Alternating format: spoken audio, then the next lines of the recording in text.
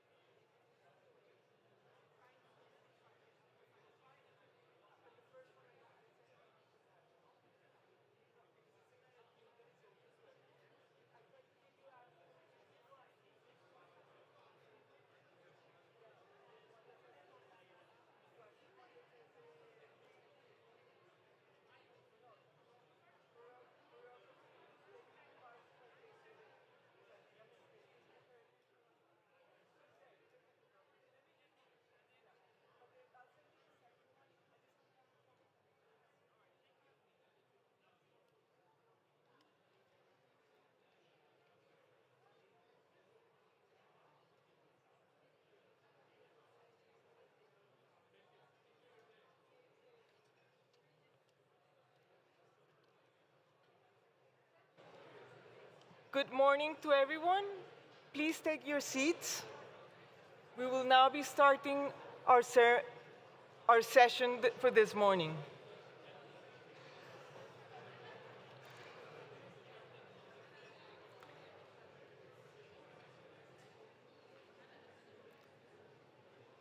Before we start our ministerial interactive discussions of today, please allow me to make a few housekeeping announcements. First, we kindly invite participants to turn off their mobile phones to ensure that there's no disturbances during the discussions.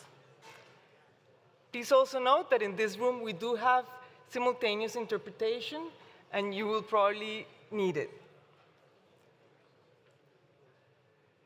In addition to that, please also note that today's Ministerial interactive panel discussions will be streamed. You'll find the channel on YouTube if you click on our homepage. When taking the floor, we kindly ask you to speak slowly and clearly in order to help ensure interpretation is well understood and the streaming goes well. We also remind you that time is quite tight. We have a lot of requests for the floor today, and therefore we do encourage you that when you do take the floor, you keep to the time that has been allotted for your intervention. After this session, when we close at 1 o'clock, there will be a lunch hosted by the German government and the IOMC. So you don't need to leave early this venue. Everyone, all the ministers and deputy ministers that are invited to the lunch will also be going over to the lunch across the street. You will need to follow the red carpet for that also. So thank you very much, and I will invite Mr. Payet, who will be moderating this morning's session.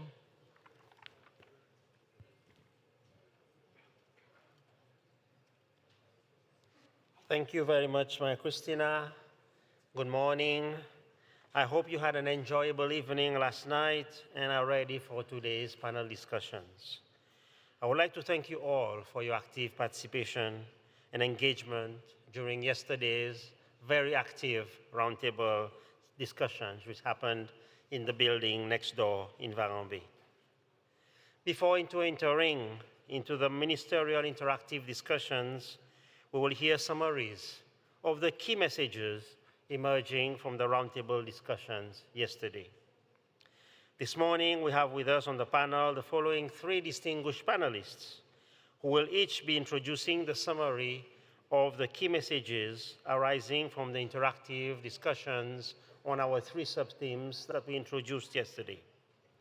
I have the honor to invite Ms. Mona Ali Mohamed Ahmed, State Minister of the Republic of Sudan, followed by Ms. Catherine Schneeberger, State Secretary of the Federal Office of the Environment of Switzerland, and His Excellency Mr. Bhupender Yadav, Minister of Environment, Forest and Climate Change of India. Without any further ado, allow me to invite Her Excellency Ms. Mona Ali Mohamed, State Minister of the Republic of Sudan, who will be introducing the summary of key messages from the interactive roundtable discussions on pollution. Madam, allow me to invite you.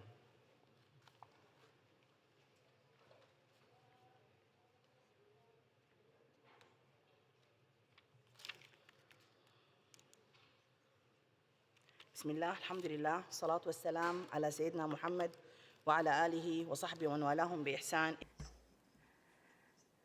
May God's blessing and peace accompany you and the Prophet. On pollution, robust regulatory framework, institutional capacity, and monitoring system, particularly in developing countries and urban cities, are essential for monitoring hazardous chemical waste and pollution, coordinating implementation of M&A and improved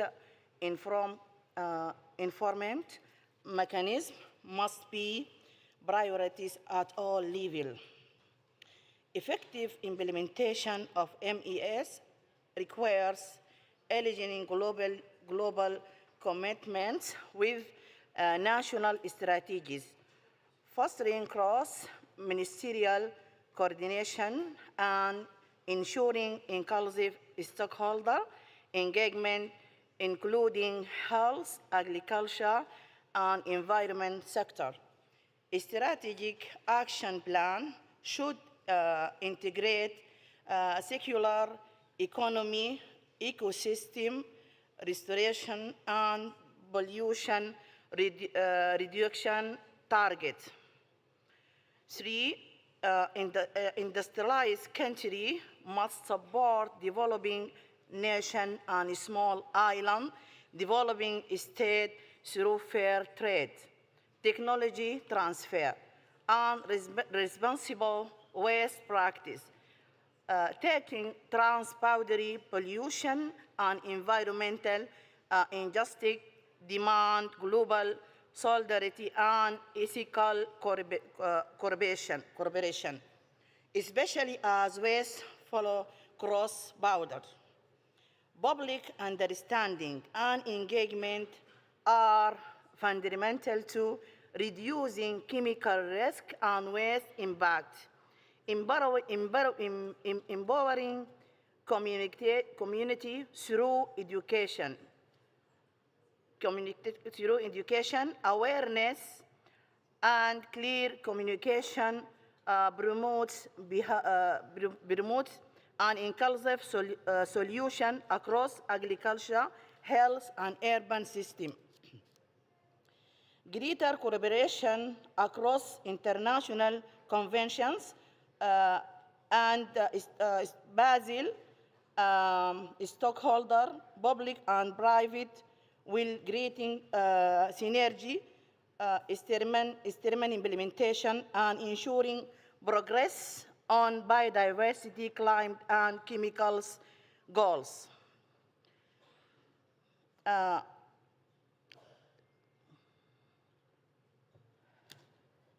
Sustainable chemicals and waste management depends on accessible, adequate, and a long-term financial support.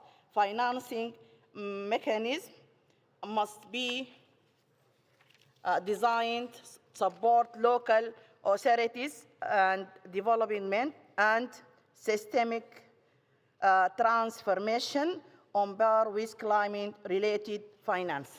Thank you.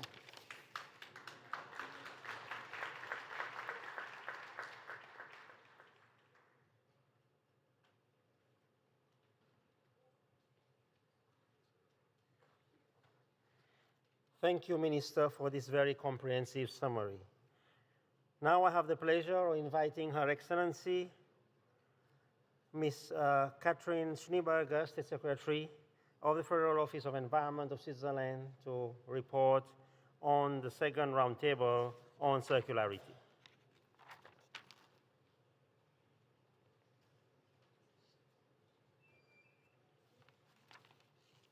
Excellencies, dear colleagues, I'm pleased to summarize the main points of yesterday's roundtable discussions on circularity. To enable evidence-based decisions and enforce compliance, countries must invest in robust data systems, digital trade permits, and traceability platforms. These tools should link waste producers, handlers, and recyclers, supporting transparency, circular economy exchanges, and compliance with international conventions.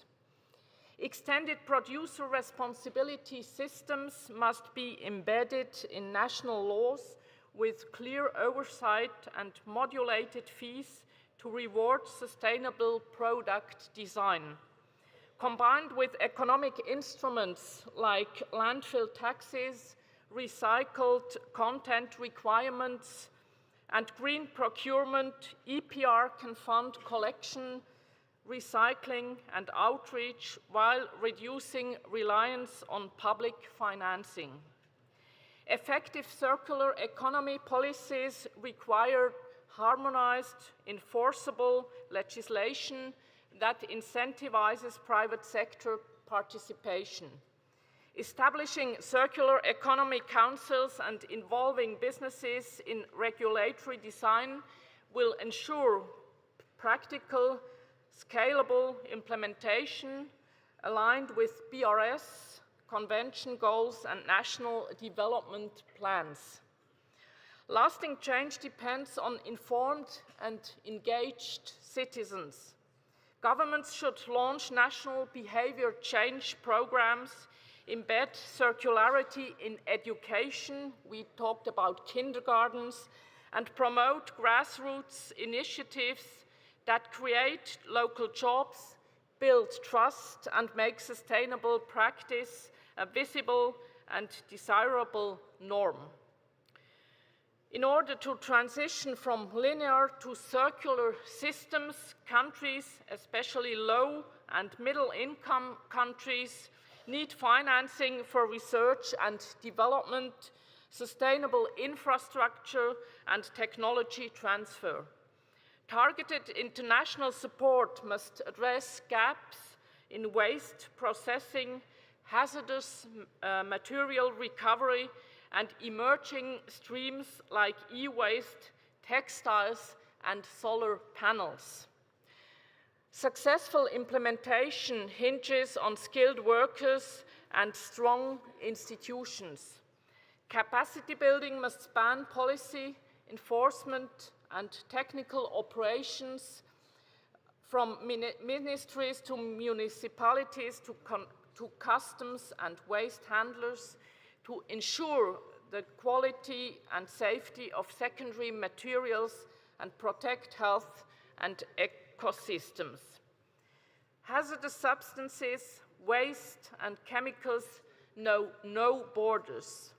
Implementation of the Basel, Rotterdam, Stockholm, and where relevant, the Bamako Conventions should be synergized with regional infrastructure, knowledge sharing, and harmonized standards enabling efficient collaborative solutions. Collaborations between chemicals and waste instruments are also crucial. Mobilizing circular economy investment requires combining fiscal tools, private capital, bonds and guarantees, and international funds such as the GEF. Social responsibility and enterprises and public-private partnerships must co-invest to fill funding gaps and scale circular solutions.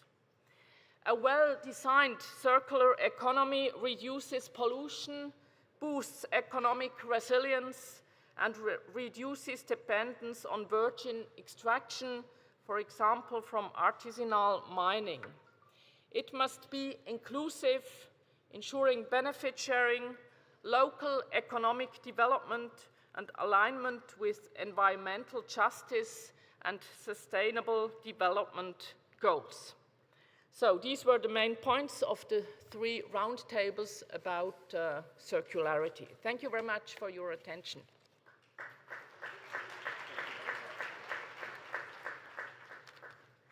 Thank you very much, State Secretary. I now have the pleasure and honor to invite His Excellency, Mr. Bhupender Yadav, the Minister of Environment, Forest and Climate Change, India, to introduce a summary on means of implementation. Roundtable. Excellency.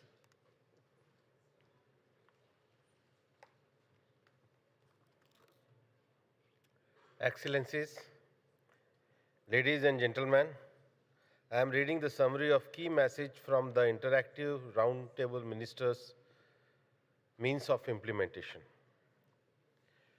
To address growing pollution challenges, countries must mobilize predictable international financing while unlocking domestic resources through progressive taxation. Environmental levies like carbon taxes, for example, and polluter pays mechanisms such as extended producer responsibility (EPR), innovative financing tools such as green bonds, debt for nature swaps, chemical certificates, and green loans should be scaled up to attract private investment and provide sustainable funding, especially for countries with limited fiscal space or those in crisis. Governments must foster conditions that attract and regulate private investment through coherent, transparent standards, clear technology frameworks, and incentives and mandates, aligning environmental objectives across ministries and ensuring that each sector measures and reduces its own environmental footprint will support accountability and systematic change. Environmental governance requires strong institutions with mandates to coordinate across ministries and sectors. Countries should redesign ministerial roles, improve interagency cooperation, and invest in capacity building, particularly in vulnerable or post-conflict nations. Empowering environment ministries to lead cross-sector actions and breaking institutional silos are critical for effective implementation of MEAs and national strategies. Effective policies and financing depend on reliable data systems, evidence-based planning, and transparent monitoring. All sectors must track their environmental impact, while countries should map actual chemicals and waste needs against spending to guide financial planning. Public communication and trust are enhanced through transparency, enabling stronger participation and policy support. Addressing pollution, climate, and biodiversity loss requires integrated planning and funding models that go beyond sector-specific solutions. Programs like the GEF's integrated approach should be expanded to break funding silos and promote systematic change with policies that shift behavior and market systems rather than focusing on individual products or interventions. Regional cooperation can overcome national limitations by enabling shared infrastructure, joint training, and knowledge exchange. Establishing or empowering regional centers can support implementation, capacity building, and the pooling of technical resources. Regional collaboration reduces duplication, ensures consistency, and helps smaller or landlocked countries benefit from collective solutions. Countries in conflict or with limited institutional capacity require specialized support, including direct access to funds, conflict-sensitive implementation, language assistance, and technical partnerships. Addressing these barriers ensures no country is left behind and strengthens global implementation of chemical and waste management goals. Thank you.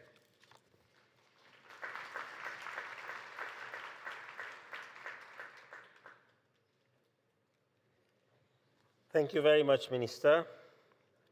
We've now reached the end of the presentation of the outcome of yesterday's roundtable. I would invite our distinguished guests to leave the podium.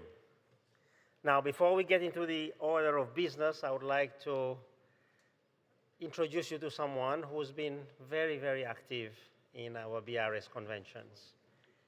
He has tirelessly negotiated, primarily in the Stockholm Convention, but also was the primary motor also behind our 2019 amendment to the plastics, plastics amendment.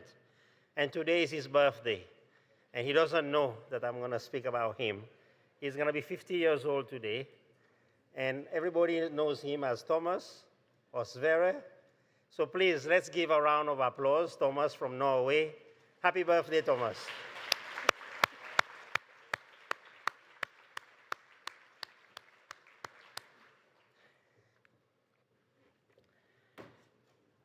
The ministerial panel discussions will consider now the sub-themes from a regional and global perspective. Each discussion is scheduled to have a duration of about 40 minutes, so we're running against time here. So I will ask the panelists to be as brief as possible so that we can go through all the three panels that we have planned for today. So following a short introduction by the moderator, each panelist will be invited to make a 3-minute statement. And after the panelists have spoken, the panel moderator will open the floor for interested ministers and deputy ministers to make very short interventions. So for those sitting in the auditorium, please indicate by pushing the button in front of you that you would like to make an intervention. And the moderator will give you the floor in order of request. We will try as much as possible to accommodate your preferences, but please bear with us as we are running against time this morning and we have three panels to go through. So without any further ado, allow me to introduce our moderator for the first interactive panel, my good friend and colleague from the Ramsar Convention, the Secretary General of the Ramsar Convention, Ms. Musonda Mumba. Musonda, you have the floor. Thank you very much. Good morning, everyone. I'm very excited to be moderating this amazing ministerial session with such incredible people. We're going to crisscross around the world, all the way from an island state, large ocean state, Mauritius, China, Côte d'Ivoire. We're also going to go to El Salvador and also to Kyrgyzstan. So welcome, panelists. I'm very, very excited. We're going to be discussing, looking at the element of pollution, but also how it intersects within different multilateral processes. Yes, we are here discussing the BRS, and thank you very much, Rolf, for your introduction. We're discussing the BRS and the issue of pollution, but how does it actually connect to issues that are related to the multilateral process, such as the Paris Agreement, the Kunming-Montreal Global Biodiversity Framework, and also some other related frameworks. So, without further ado, I just want to introduce the panelists very quickly. We do have here to my right His Excellency Minister Fernando Lopez, who's the Minister of Environment and Natural Resources from Government of El Salvador. Welcome. We also have Madam Asel Remkulova, who is the Deputy Minister of Natural Resources, Environment and Technical Supervision from the Kyrgyz Republic. Welcome. We also have His Excellency right here next to my left, Minister Jacques Assahore, who's the Minister of Environment from the Government of Côte d'Ivoire. Welcome, bienvenue, messieurs. We also have Her Excellency Madame Joanna Marie Berenga, who's the Junior Minister of Environment, Solid Waste and Climate Change from the Republic of Mauritius. Bienvenue, Madame. We also have, lastly but not the least, Your Excellency, the Vice Minister of Ministry of Ecology and Environment, Mr. Li Gao. Welcome. Shishi. So, starting with Your Excellency, Minister Lopez. Yesterday, we were at the roundtable, the ministerial roundtable. I was incredibly impressed by the conversations in those roundtables. But what I also found very interesting is the aspects of the conversations that you brought to the table in relation to how you emphasized El Salvador's role. So we want to hear from you, how have you been significantly affected by some environmental challenges? And how do these environmental challenges, particularly with a lens on pollution, through the BRS thread, how does that connect to the Paris Agreement and also to the Kunming-Montreal Global Biodiversity Framework? Over to you, sir. Thank you. Hola. Thank you very much. Yesterday's roundtables were a great experience. We got to share all of our experiences, and we departed from one single premise. Everything is connected. I mean, we are right here talking about pollutants, about the BRS framework, but we cannot forget climate change and the effects of climate in our region especially. We have a massive, massive change in how the rains behave, how the weather behaves, and that affects all aspects in life of economy. We cannot forget biodiversity, for example. So that's what the BRS is about, you know, to assess and to understand that everything is connected, and we cannot forget about declaring more protected areas, for example. We cannot forget about our early warning systems that warn us when something else is coming. So basically, the end of all this is to protect human life, to ensure that the citizens whom we serve are protected and live in a country that they deserve. So basically, we spoke about that. Also, regulation, very important, having clear laws, clear rules in order for the economy to grow, for the environment to flourish, and for the citizens and all the world to work together. And finally, one very important aspect, the working together as a world, you know, as a country. You can do so much, but if we unite, if nations unite also to access financing and to make regional projects that can bring more into our countries, that would be better. So basically, that was it. Everything is connected, regulation and working together. Thank you very much. You raised the issue of multilateralism, which is absolutely important, working together. I think this is why everyone is here, and I really want to thank you on the point of regulation, because I think this is an aspect that is very critical and something that came up a lot in the discussions and the conversations yesterday. I want to move very quickly to Your Excellency, Madam Raimkulova. I was actually on the table with you yesterday, and just listening to what the government of Kyrgyzstan has done in a lot of the regulations and the work. You're working a lot on the issue of obsolete pesticides. You're also working a lot on the issue of POPs, the persistent organic pollutants. Can you give us some insight in terms of, what lessons can be drawn? And you gave some impressive examples yesterday from your country's issue of addressing these challenges, particularly in relation to the BRS conventions, but as well as the biodiversity framework. You have the floor.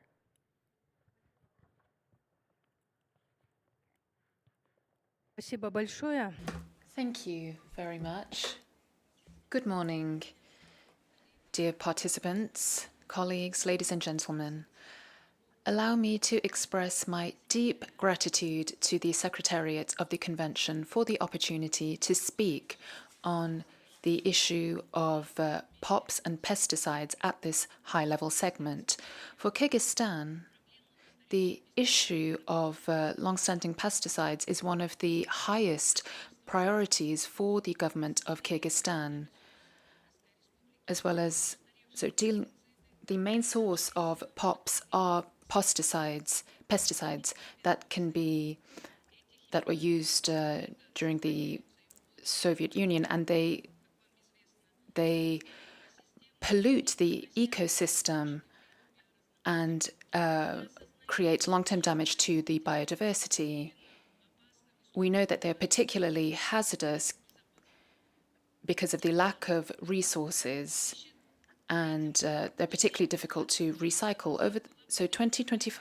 25 years ago, we began a process for dealing with POPs. In 2021, we began a new project to deal with PCBs and pesticides, and we identified around 500,000 tons of DDT and other harmful chemicals.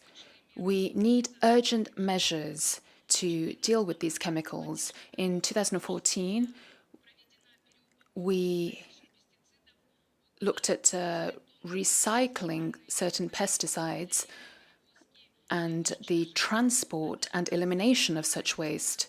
However, in accordance with the Basel Convention, we don't have the opportunity to move these chemicals to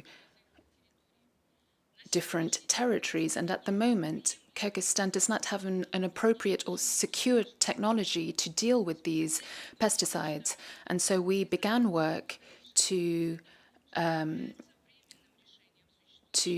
deal with these pesticides, and we need to be able to find a way to reuse them. And as part of this, a part of a FAO-GEF project on pesticides and the elimination of POPs, pesticides in Central Asia and Turkey, we are looking at a way to deal with such substances, but unfortunately, we have not been able to achieve our goals in this project. We also have collaborated with UNEP and other establishments, and through that, Kyrgyzstan and Tajikistan are implementing a UNEP-GEF project for the non-thermal treatment of DDT in Central Asia, where we are planning to use this waste up to the year 2027, and we are planning to find the necessary financing to deal with these chemical substances. And as part of this project, we have developed an action plan to manage hazardous waste for these long-standing pesticides up to the years 2030. In 2024, we launched a process for reviewing a national strategy and action plan to protect biodiversity in accordance with the Montreal Convention. And this has become a very important starting point for reviewing our national policy. And we have the biodiversity framework, the Kunming-Montreal framework program for dealing with pesticides and particularly hazardous chemicals.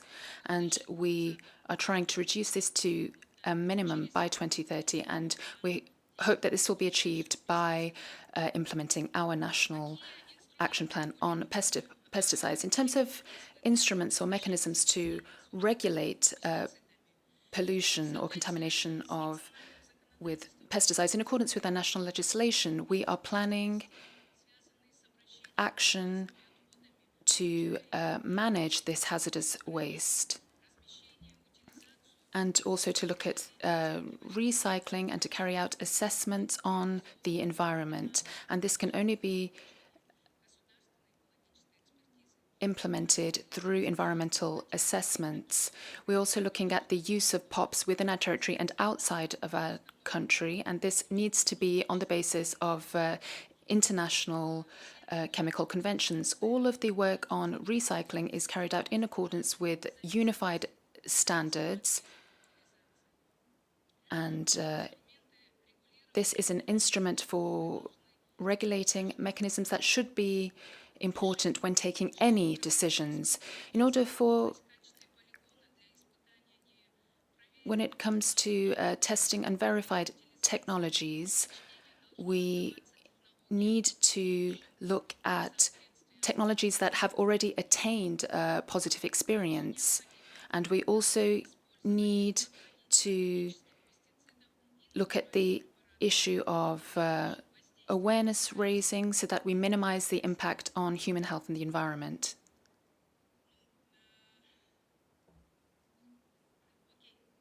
Thank you very much. Much, Your Excellency. It's actually very impressive to hear you talk about this unification of standards and why that's important to resolve some of these issues, but more importantly, the connection to making sure that these obsolete chemicals are disposed of well, because they on implications on biodiversity as well as on communities. Your Excellency, Minister Jacques Assaré, you come from Côte d'Ivoire, which is a predominantly agrarian country. We would like to hear from you how the BRS conventions are supporting you in dealing with the pollution aspect, particularly from the agriculture sector and also from household waste. Vous avez la parole. Bien, merci, Madame. Thank you, Madam Moderator. At the outset, I would like to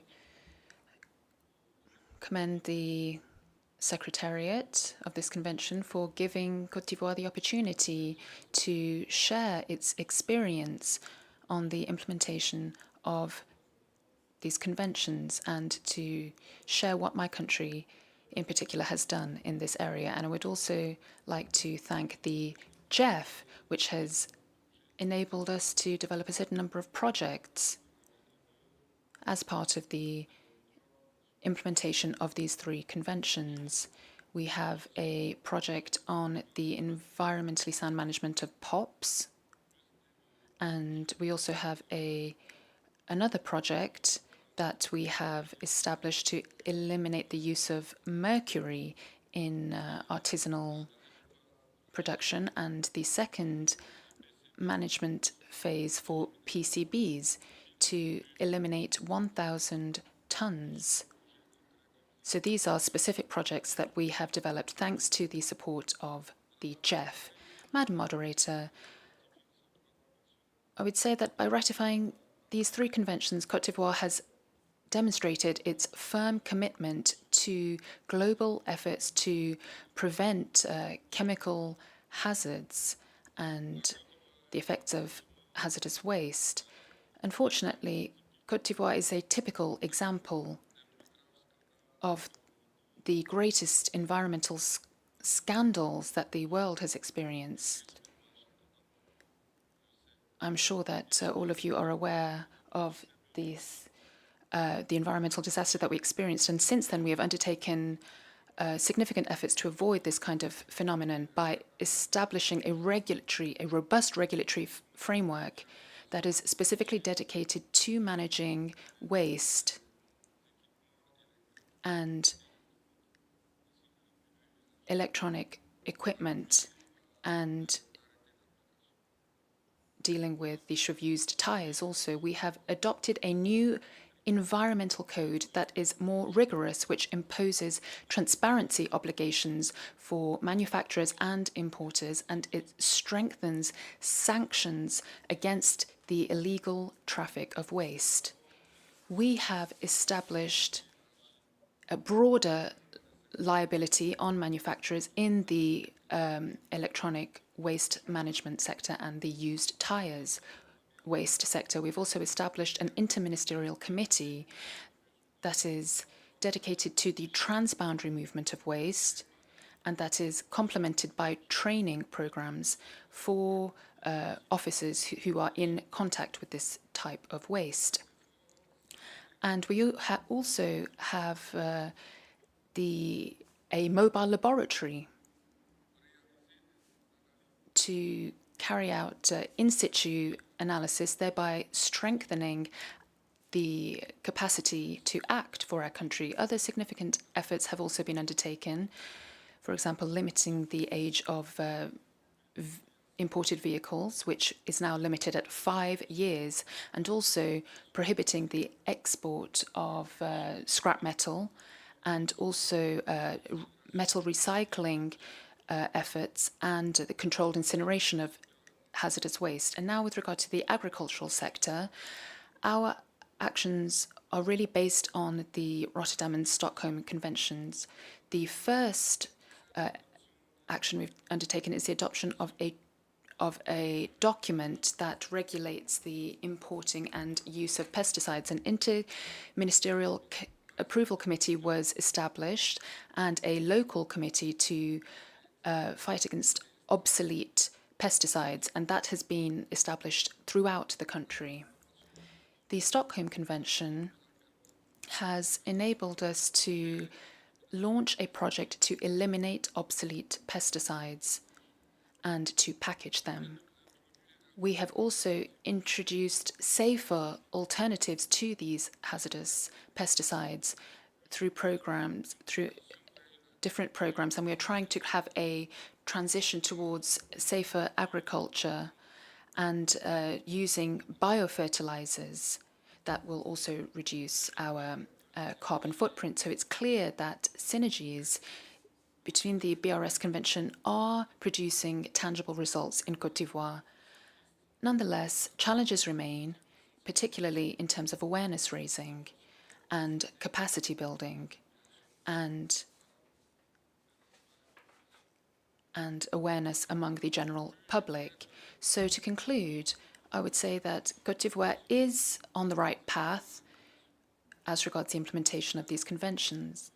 We remain open to any partnership to really step up all of these efforts we are undertaking. Thank you. Thank you very much, Your Excellency. This is extremely helpful and really insightful in terms of understanding your whole of government approach that you've had to deal with this. I come to you, Minister Beringer. You come from a very beautiful island, and unfortunately, most islands have the complexity of dealing with the pollution and climate change at the same time.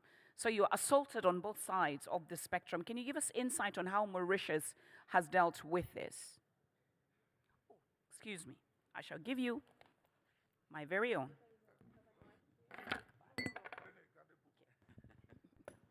You have the floor. Merci beaucoup. Merci, madame. Bonjour à tous. Thank you very much. Good morning, everyone. I would like to thank you for allowing me to speak at this panel. As Mr. Fernando said before me, all the crises that we are facing are interconnected, but we're not experiencing them in the same way. So let me provide you with a context of our country. We are the 6th country that is most exposed to climate hazards. So we are really suffering from climate change, pollution, the loss of biodiversity, but also the food crisis. Our fish stocks continue to reduce in our waters from one year to the next. Yet we are not a polluting country. Mauritius contributes only to 0.01% of global greenhouse gas emissions, and we do not produce highly hazardous chemicals. Yet, we are fully suffering the effects of erosion, rising sea levels.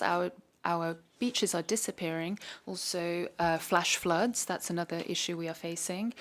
So, and we are also suffering from different types of pollution, air pollution, pollution of our seas, plastic pollution.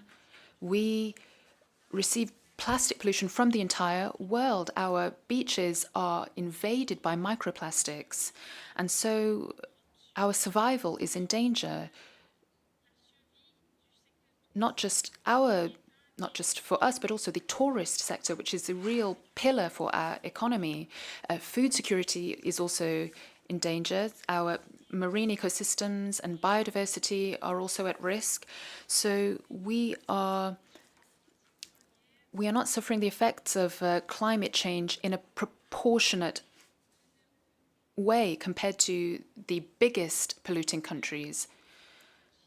But we are taking action in a number of different areas. For example, we have really invested in environmental policies, including to deal with beach erosion. We have really invested in rehabilitating our beaches, and we are here to talk about the Basel, Rotterdam and Stockholm Conventions. And so with regard to the Basel Convention, we have carried out an initial inventory of hazardous waste, and which has enabled the construction of a special landfill, particularly for hazardous waste. And we have processed over 3,000 tons of hazardous waste since 2017. And also, we are in 2020, we had a very sad incident where an oil tanker shored on our coast, and there was an oil spill. And so this temporary center for waste treatment has enabled us to store 800 tons of contaminated oil. Before we move this now to Europe, we've also established a roadmap for a circular economy. This is a 10-year plan which provides for waste sorting, and also provides for greater responsibility on manufacturers. And we've also looking at composting. So we're trying to reduce our greenhouse gas emissions, even if we don't produce much of it. And in line with the Rotterdam Convention, we have established a new legislative framework, which is also the case for the Basel Convention. I forgot to mention that. We are reviewing our legislative framework to better implement the Basel Convention. We have also established for the Rotterdam Convention a legislative framework, and that has been the case since 2004, which has enabled us to reduce importing or to restrict products that are in Annex 3 of the Convention. And as regards the Stockholm Convention, in 2011, we carried out a POPs inventory, and this has enabled us to establish an implementation plan and to completely phase out PCB. And at the moment, we are trying to phase out completely DDT. We have around 5 tons of DDTs in case there is an outbreak of malaria. Even though we haven't used it since 2013, we are using alternatives. But we have done the necessary to export this within a year to Europe. And we also have ambitious goals in terms of renewable energies. We want to achieve 60% of renewable energies within our energy mix. So we are looking at how to use methane to create energy, and we're also working on composting. So we have very ambitious goals. We're not just trying to be victims. We are taking action. But in order to achieve these goals, we need resources and we need solidarity. So that is why, if you will allow me to use this opportunity to call for respect for climate equity and to recognize our shared, a common but differentiated responsibility in accordance with the Kyoto Principles and the Rio Principles and the Kyoto Protocol. So we would like this issue of equity to really be followed by every country, regardless of their level of development, and that this be taken into account. And we need to take into account historic emissions. So we would like to work together with all stakeholders to better implement the provisions of the Basel, Rotterdam and Stockholm Conventions, but also to enable SIDS to meet their goals and to respond to these environmental and social challenges, particularly through the Loss and Damage Fund, which is operational since November of 2024. And I apologize for taking the floor for so long. Merci encore. I really want to thank you so much because you actually bring the element of equity. And as we're journeying towards COP30 in Belém, I'm hoping that some of the outcome conversations here are taken there on the intersectionality, the aspect of intersectionality. Your Excellency, Minister Li Gao, you come from China, and having listened into the complexity of issues around climate change, biodiversity loss, and pollution, can you give us your experience from China to hear about what you're doing within the policies, domestic policies, but also at the international level? Thank you, moderator. Ladies and gentlemen, I'm very happy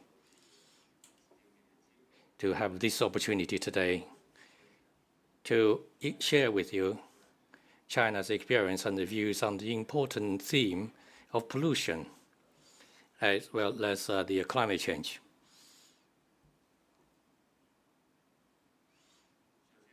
First of all, I would like to briefly talk about what China has done in terms of the implementation of the 3 conventions. China, guided by the concept of a community with a shared future for mankind, China attaches great importance to and deeply participates in global environmental governance. It uses the 3 conventions on chemicals and waste as the important platform to uphold multilateralism and carry out cooperation to address global challenges of environmental pollution. In the meantime, we actively participate in the convention process and particularly facilitate the implementation of the convention. And the Basel Convention, China has taken strict measures against cross-border transfer of waste and has since January the 1st, 2021, completely banned the import of solid waste, and while carrying out risk management of 470 types of hazardous wastes. Regarding Rotterdam Convention, China strictly implements the prior informed consent procedure and continue to improve the environmental management system for hazardous chemicals. Under the Stockholm Convention, China has successfully followed the requirement of the convention and eliminated 29 types of POPs. We also produced the action plan for the control of the new pollutants to carry out a comprehensive treatment of all new pollutants, including POPs. Just now, the moderator raised a very important issue. We have are also faced with the treatment of pollution and fight against the climate change and the protection of biodiversity. At present, in China, we, first of all, include all these work into the overall economic and social development and overall development in China. Through high-level protection, we support the high-quality development in China. We set up a coordinated agency among ministries that asks them to take into account biodiversity protection, climate change, and treatment against the pollution, and also financial investment, pricing, and the technological innovation and the industrial output. In all these areas, we coordinate the work so as to realize the target of pollution. We have also set up there's some regulation on the reduction of carbon emission, because we believe all these have some common ground. So with coordination of these work, we could improve our treatment effects. In the meantime, we believe to have a fair and coordinated treatment platform is very important for the world as well as for China. Over the years, we have upheld multilateralism, and we actively participate and promote environment treatment and climate change work. During the time of negotiation in the Paris Agreement, China has contributed a lot to the participation, to the negotiation, and we're also following all the requirements. As an example, China has made a great effort to develop renewable energy, and the pricing of renewable energy has reduced greatly, up to 90%. We have promoted the pricing of the world in terms of renewable energy, so that countries, particularly developing countries, could use the accessible and the cheap energy price. We have also promoted reaching of the Kunming-Montreal framework so as to promote the global work in terms of biodiversity. This year is the 10th anniversary of Paris Agreement, and we will meet in Brazil to celebrate it. China will actively participate in such work and promote fair and equitable the work based on the principle of common but differentiated principles, as China will also promote the negotiation of the plastics pollution agreement and make our contribution in this regard. We also want to emphasize China will be ready to share the experience in biodiversity and pollution treatment and climate change work, and continue to provide our assistance to our brothers and sisters in developing countries to help them in this regard and pay our contribution in this regard. Thank you very much. Thank you very much, Excellency. I know that we're running out of time, and I really just want to thank the panelists for such really impressive insight into what's happening in their countries. I understand that there are some pre-registered parties that want to give some statements. We start with Belarus.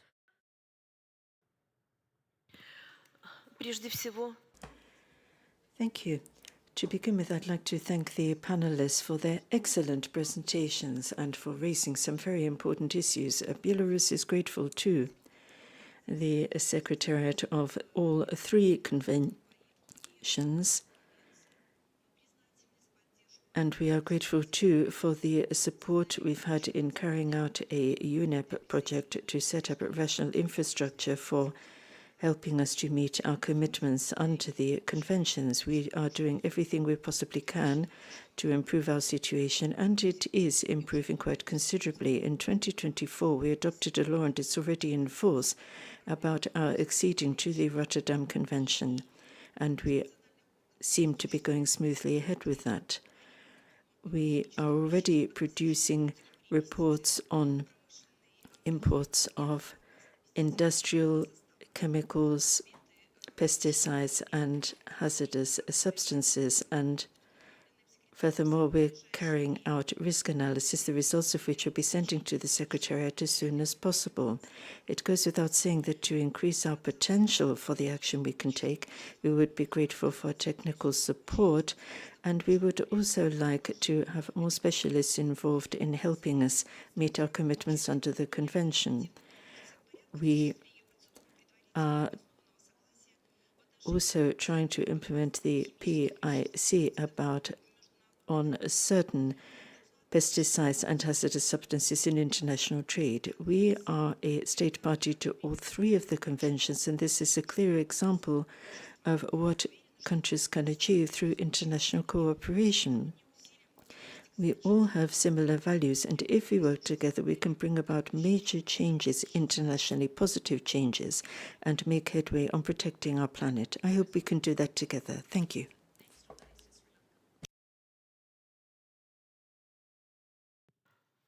Good morning, everybody. Honorable President, Excellencies, distinguished delegates, Sri Lanka reaffirms its strong commitment to the Basel, Rotterdam, and Stockholm Conventions, recognizing their vital role in supporting our development, addressing climate change under the Paris Agreement, and conserving biodiversity. These conventions are well integrated into our national policies and action plans, ensuring environmentally sound management and hazardous chemical and waste. To bridge the gap between policy and practice, Sri Lanka has strengthened regulatory mechanisms under the National Environmental Act, enhanced institutional capacity, and built successful public-private partnerships, especially in waste management. Coordination across the Basel, Rotterdam, Stockholm, BRS, and Minamata conventions is ensured through a national cabinet-appointed committee, which now also oversees plastic waste management as well. E-waste remains a key challenge, although Sri Lanka applies the Basel Convention's prior informed consent procedure. The lack of comprehensive legal frameworks, limited dismantling infrastructure, and low public awareness continue to hinder progress. On pesticides management, Sri Lanka achievements have been globally recognized. Since enacting the Control of Pesticides Act in 1980, the country has banned or restricted 55 pesticides, including all those listed under the conventions. These measures lead to a 70% reduction in suicide rates, saving over 93,000 lives without affecting agricultural productivity. This earned Sri Lanka the Global Future Policy Award in 2021. Looking ahead, we are committed to eliminating all severe pesticides-related health and environmental impacts by 2035. Our new National Pesticides Risk Reduction Strategy 2025 to 2030 will align with the global targets on highly hazardous pesticides, ensuring sustainable agriculture and biodiversity protection. Our National Chemicals Management Policy covers all full life cycle of toxic substances, including persistent organic pollutants, polybutylene terephthalate, and endocrine disruptors. Imports of hazardous chemicals are regulated to ensure safety and compliance with environmental standards. Sri Lanka recognizes the complexity of balancing multiple international obligations. For instance, phasing out ozone-depleting substances under the Montreal Protocol supports climate goals but generates hazardous waste, a challenge we address through integrated policy planning and substantial technologies.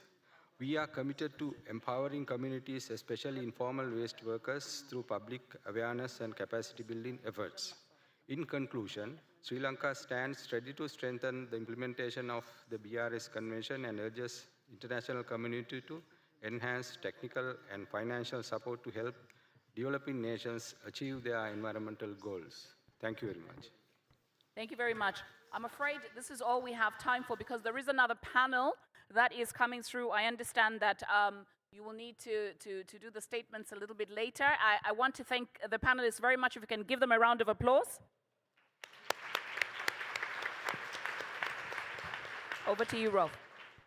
Thank you so much, Musanda, and Excellencies. Thank you so much for these very deep and very interesting presentations and discussions on this first panel. As I mentioned before, let's try to keep our statements very short to allow as many ministers as possible to speak. And as you know, we are running out of time. So if we have some time at the end, we will allow Excellencies to take the floor. As you all know, today is the International Labor Day. And it's important for the BRS Conventions, the Labor Day, because its significance lies in creating a safe working environment for workers. And this is at the center of what we do here. So I'd like to wish all of you, especially those who are celebrating, I know there's different kinds of celebrations in different countries, best International Labor Day. I think we have our second panel already set up and established.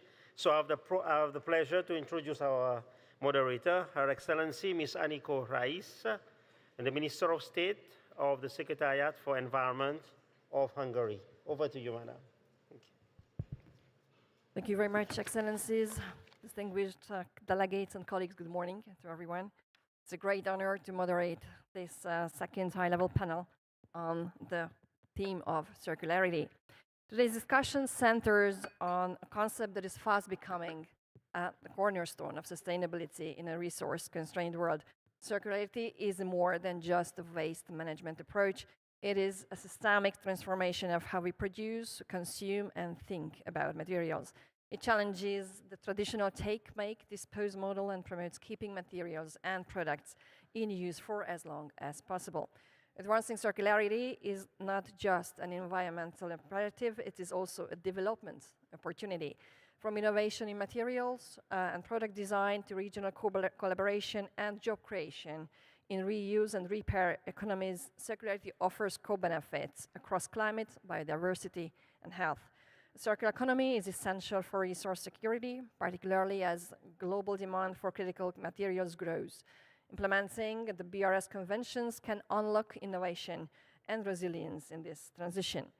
In my region, that's Europe, and within the European Union, circularity is a leading principle. We function in a close regional cooperation and have laid down common rules for many areas. Among others, product design, compulsory recycled content of certain products, or waste disposal targets. We put the polluter pays principle into practice by introducing the extended producer responsibility scheme and the deposit refund systems. And with careful considerations and with the help of green innovation, we also banned certain dangerous materials. We strongly believe that circularity is crucial to reach our common global environmental and climate objectives, just as is widespread global cooperation. Therefore, I'm especially looking forward to hearing the perspectives of our distinguished panelists, who are Her Excellency Ms. Fatma Varang, Deputy Minister of Environment, Urbanization and Climate Change of Turkey. Mr. Varang, we welcome your perspective on strengthening the plastics value chain through circular approaches. And His Excellency Mr. Letsema Adonsi, who is Minister of Environment and Forestry of Lesotho. Mr. Adonsi, we are eager to hear your views on improving waste management capacities and technologies. So first, if you allow me, Her Excellency Ms. Fatma Varang, with growing plastic consumption, how can developing countries strengthen circularity in the plastics value chain through effective implementation of the Basel, Rotterdam, and Stockholm Conventions? The floor is yours.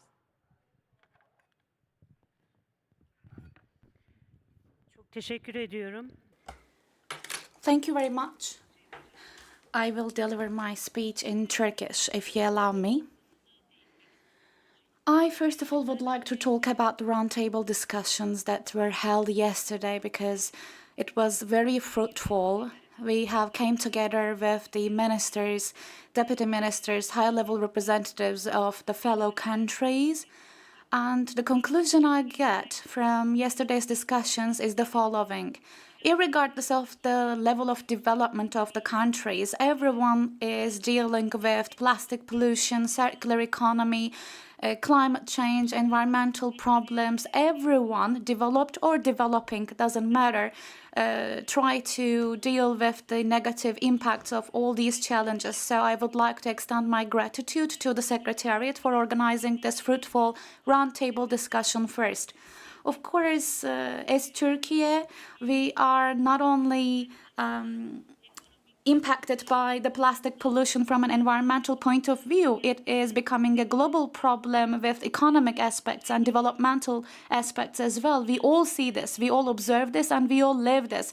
In the plastic chain, having the circularity is really important for using the resources as efficiently as possible. We must know that the efficient use of resources that are limited is the common responsibility for us all, and it's a great responsibility especially for us. So I think in order to transition into circular economy, we have taken an important step in the last February. We had a project. Thanks to this project, we have created the draft of our strategy document and action plan, and these new draft strategy and action plans will be announced publicly soon enough.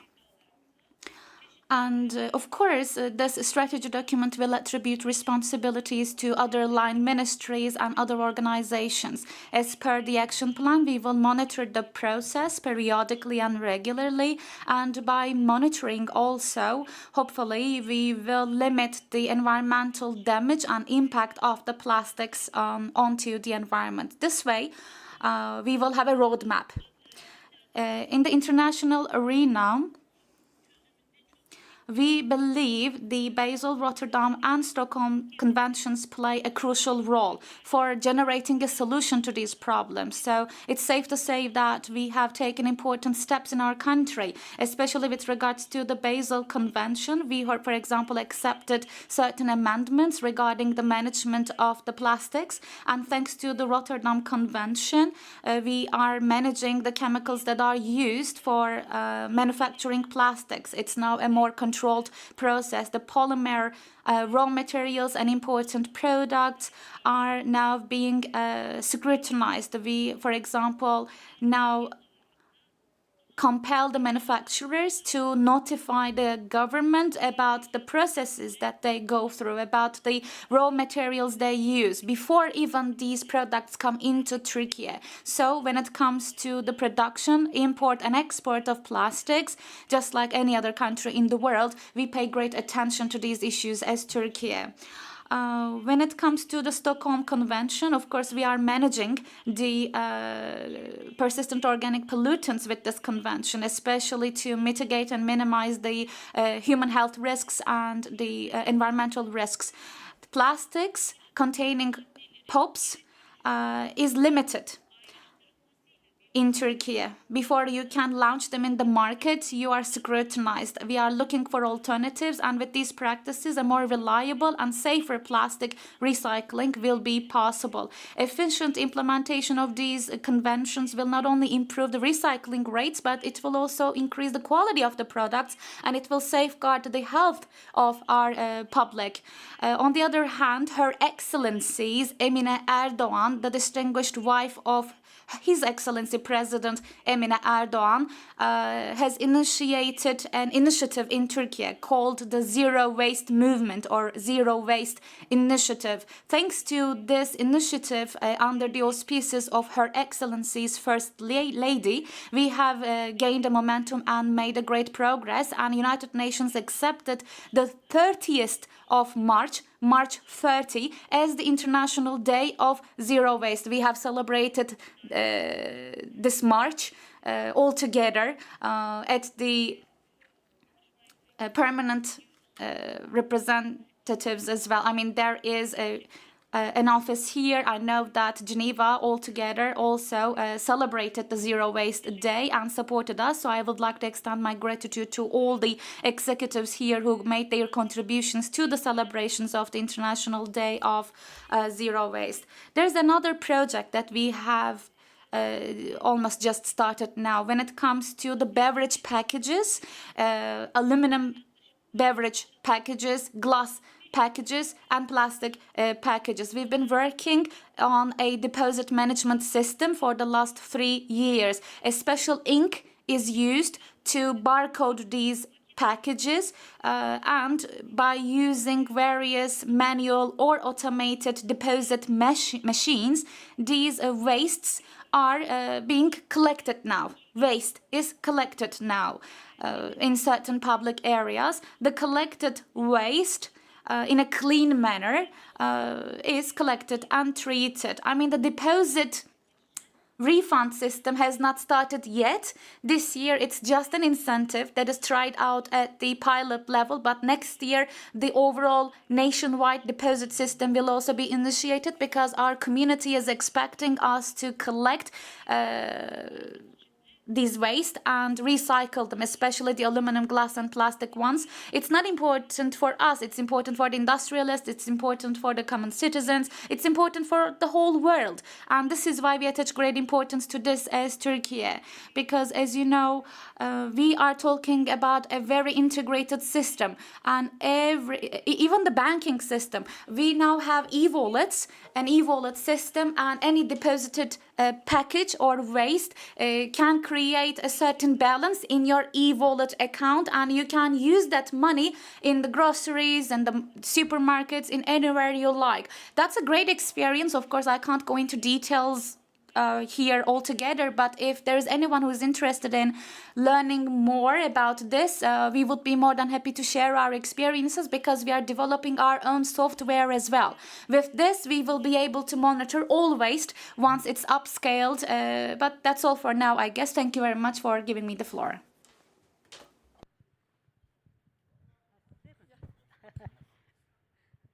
Thank you very much. If you allow me a follow-up question, that would be, as the shift towards the circular plastics economy gains momentum, what opportunities do you see for developing countries to lead by example by implementing upstream measures such as product design, sustainable design you already mentioned, and material and innovation under the Basel, the Rotterdam, and the Stockholm Convention?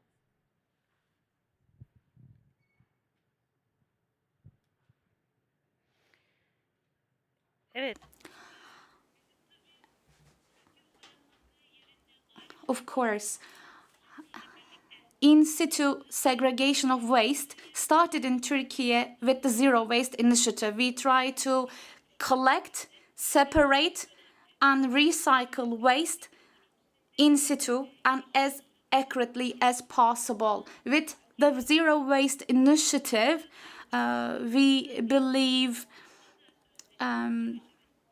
upstream measures actually are opportunities for the developing countries. The designs can be supported in this regard.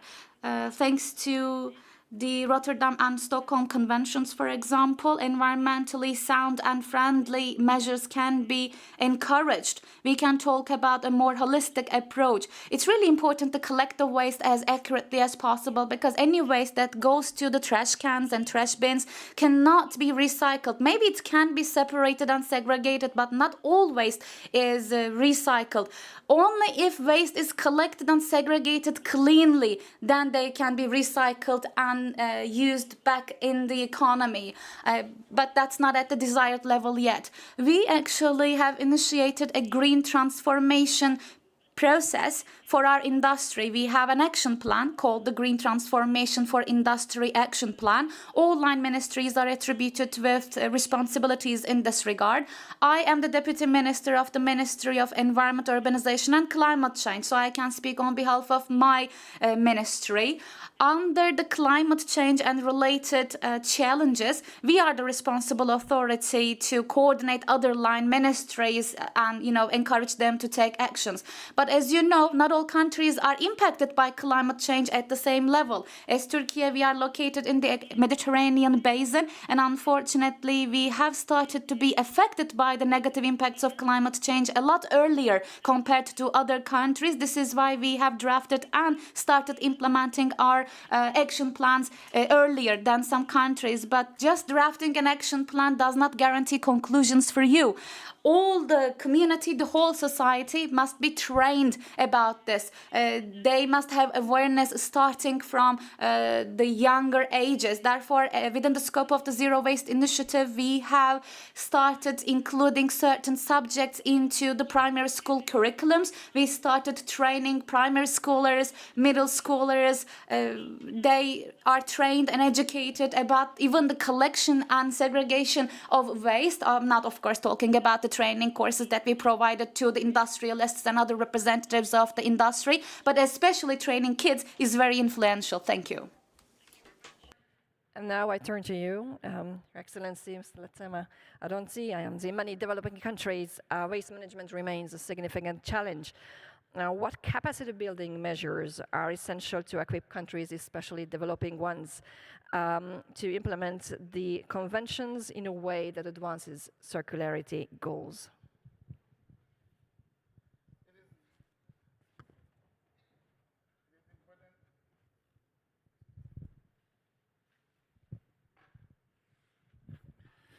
It is important to first identify or conduct needs assessment of such countries and then come up with regional intervention measures that promotes upcycling as well as a way of upstream waste value addition.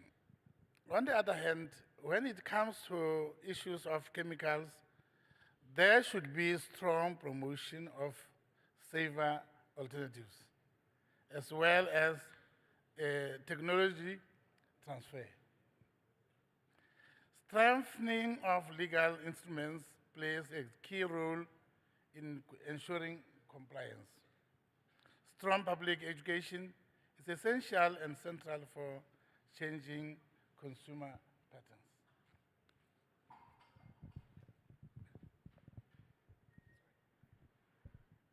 Thank you. And a follow-up question to you too. How can advancements in waste management technologies be leveraged to implement the Basel Convention and foster circularity? Thank you very much. Many waste streams which are regarded as hazardous can be made of beneficial use through the use of proper technologies.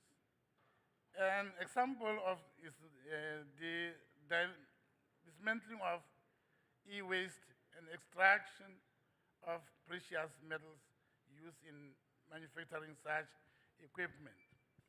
In regard to a example of that, if I can just be allowed to do that, we have got an Environmental Act of 2008.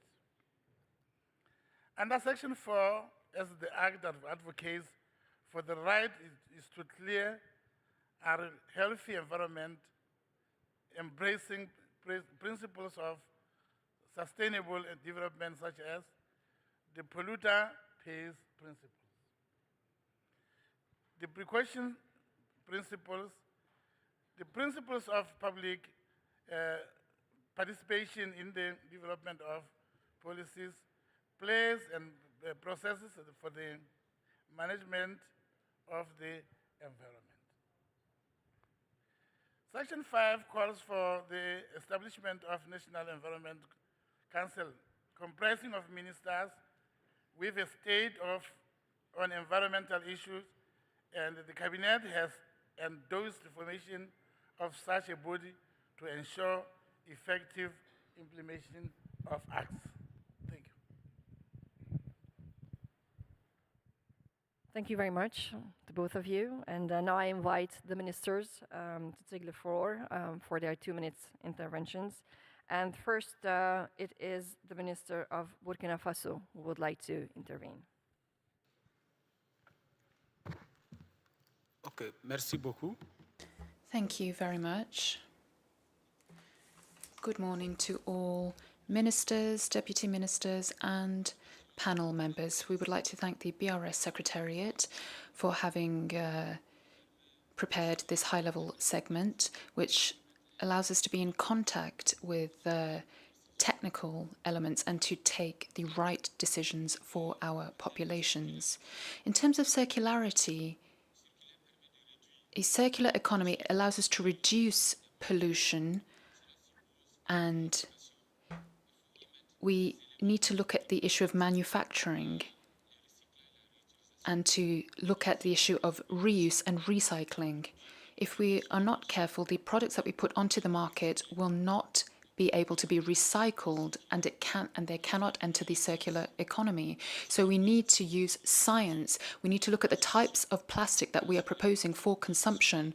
What products do these contain? Are they toxic? Are they recyclable? If not, then we need to really think about this in advance. The use of hazardous chemicals in production, of course, creates pollutants which degrade biodiversity, contaminate waters, and this is not in accordance with the principles of a circular economy. In industrial processes, we need to work to eliminate as much as possible products that are not natural and that are harmful, because you can have a product at the end, but during the process you have added a lot of pollutants. So a circular economy looks at the entire chain, not just the end product. It looks at the whole production chain.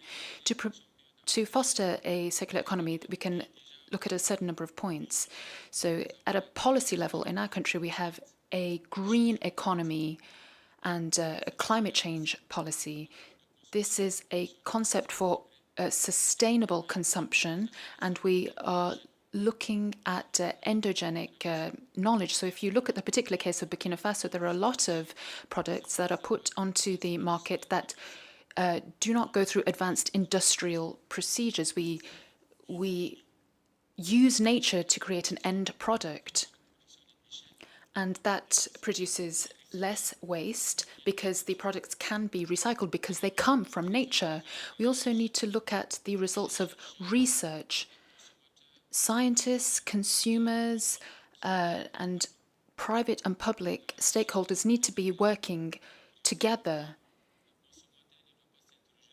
It's not just an issue for consumers or for producers. We need to be working holistically so that we can reduce the number of pollutants and so that we can maximize the reuse of local products at a national level. We need to promote local consumption. Local consumers need to be involved in this process because thereby you will produce less waste. So if you look at our delegation and what we are wearing, we use local producers. The cotton that we are wearing, and also the pesticides that are used for that, this is all local. The weaving has taken place in Burkina Faso, and it is worn by local persons. So we are looking at the entire value chain to ensure circularity. And I'll give you another example. So, for example, for the cloth that we are wearing, before we used to use this to make bags for packaging. So we can recycle it in this way. So this ensures circularity. Establishing environmental taxation, that's something we want to work on. And also training so that students, children, understand the concept of circularity and they understand their responsibility so that once these children become decision makers, the decisions can be taken in a circular manner for the well-being of our environment. Thank you. Thank you for your contribution. Sacha.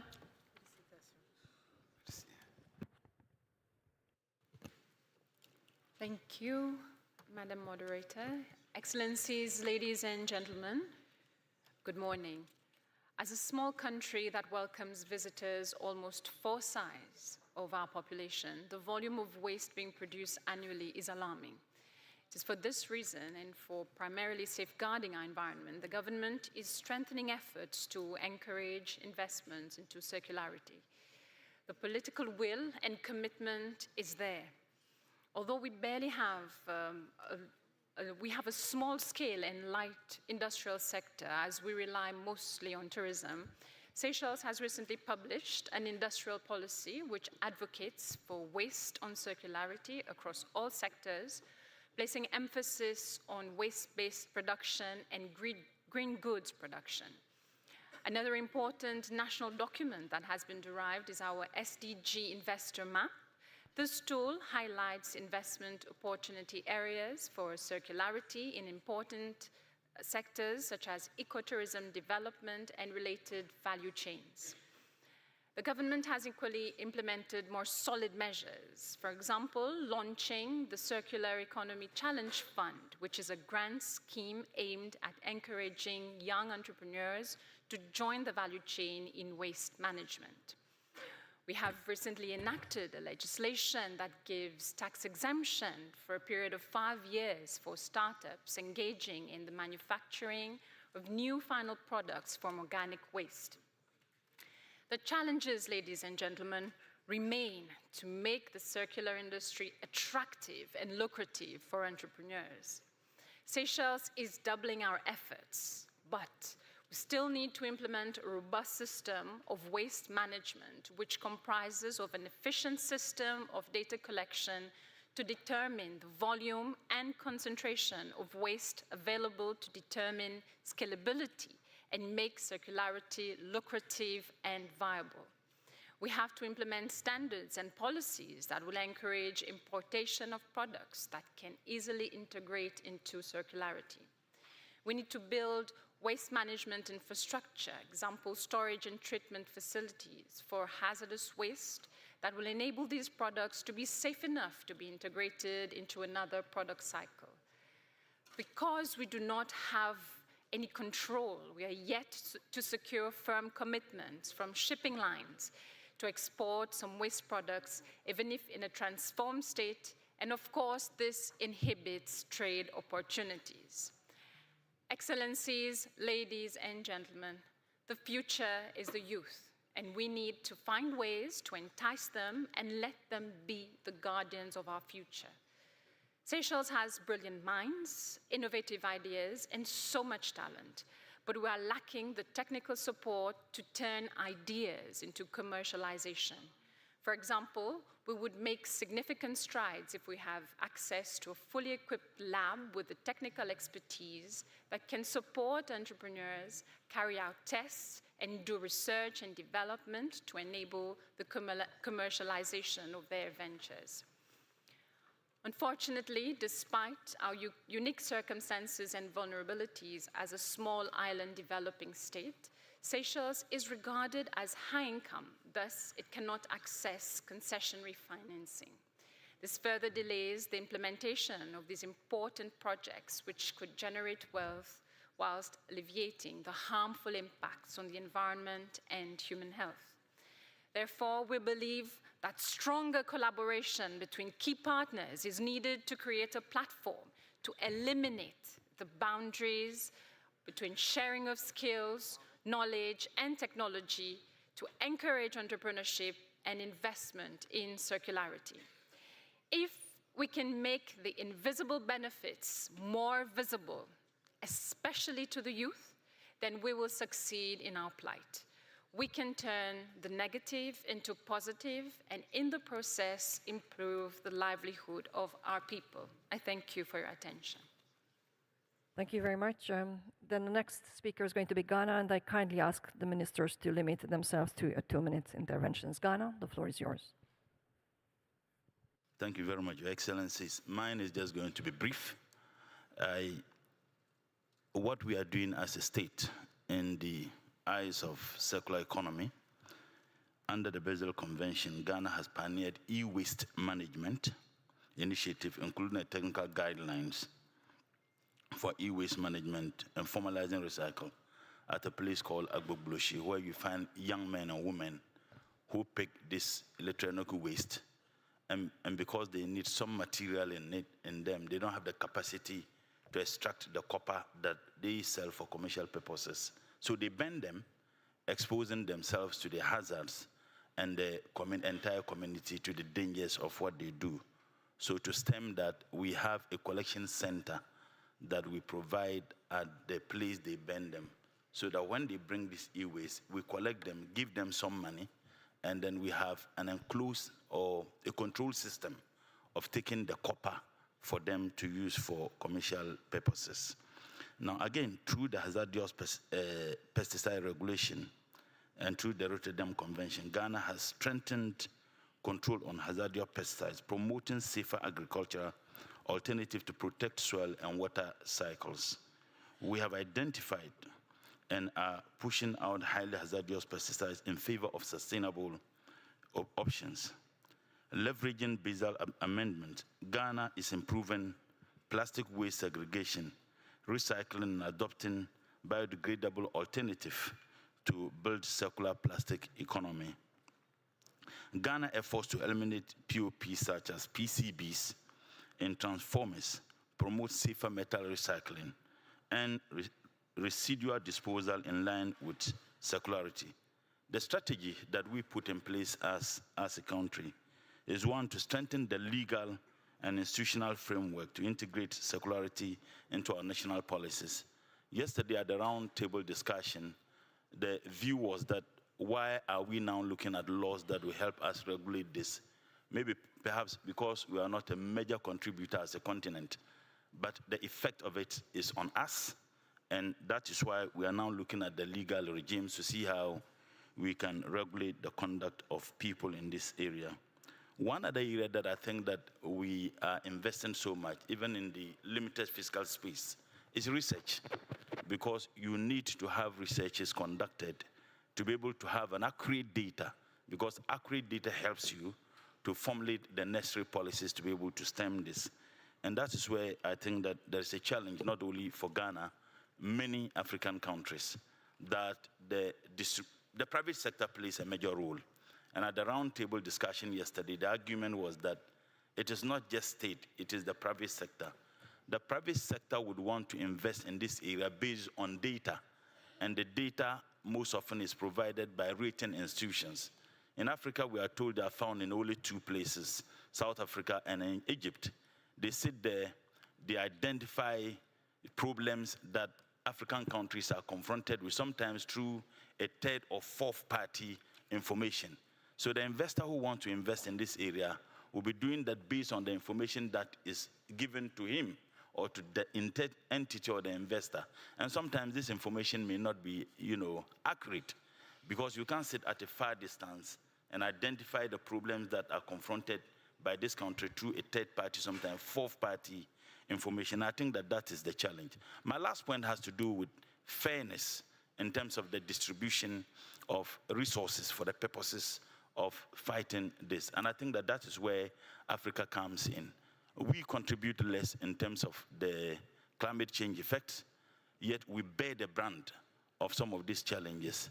And when there are resources that ought to be distributed to help us collectively as a global community fight this, the resources that is geared to Africa is limited. And not only Africa, many developing countries are just limited. And I think that that is one thing we would want to be imputed in the final decision we arrive at as far as the treaties are concerned. Because mind you, the treaties come with some conditions. Failure to do ABC, it comes with repercussions. So in order for us to have a fair treaty that satisfies all of us, where we build consensus, give up something to get something, I think that there should be some fairness in the way the resources are distributed for the purposes of this. So these are just my comments on this. Thank you so much. Thank you very much. The next speaker is the Russian Federation. Thank you very much for giving me the floor. We would like to say that in moving to more sustainable consumption, and we need to look at a fundamental truth. Not all economies are created in the same way. In every country, we need to look at national specificities. The Basel, Rotterdam, and Stockholm Conventions provide the fundamental guarantees that we will have a circular economy that will be sustainable and safe. In Russia, we have mechanisms that are looking at the circular economy and to minimize waste. For a circular economy, we've established a federal project, and the goal of the project is to ensure that we manage household waste, and we want to we need to work on a legislative level, and we have mechanisms to boost the use of waste in other forms of production. We have established obligations for those who are a part of state procurement, and we need to look at the useful components of waste and those that are prohibited. So this can include electronic waste, papers, and other materials. All of this will contribute to developing a circular economy, and we need incentive measures to ensure that this use is profitable. As regards plastic waste pollution, we believe that it needs to be resolved by organizing sustainable management and by using best available technologies. We need to ensure the effectiveness of this system, and we need to look at the design of this production, and manufacturers need to be involved in this process. We will continue to improve our efforts in this area. We have a special register for industrial equipment, and we need to understand that old economic models no longer work. We need to move to a better form of the circular economy, and every country that implements these principles will contribute to protecting our biodiversity and our environment at the international scale. And to conclude, I would like to note the importance of environmental awareness. We need to have a more environmentally oriented mentality. And in March of 2021, we set up an international child and youth prize called The Environment is Everybody's Business. And we have received more than 320,000 applications in 5 years from all regions of the Russian Federation and from a number of countries. We believe that by acting together, we will make the world stable and safe, and we will ensure conditions for the development of all states and peoples. Thank you.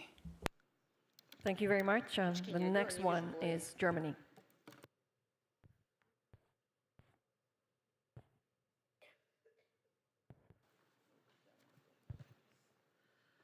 Okay, thank you very much. Circular economy can make a major contribution to protecting the environment and human health, and to reducing strategic dependencies on resources also.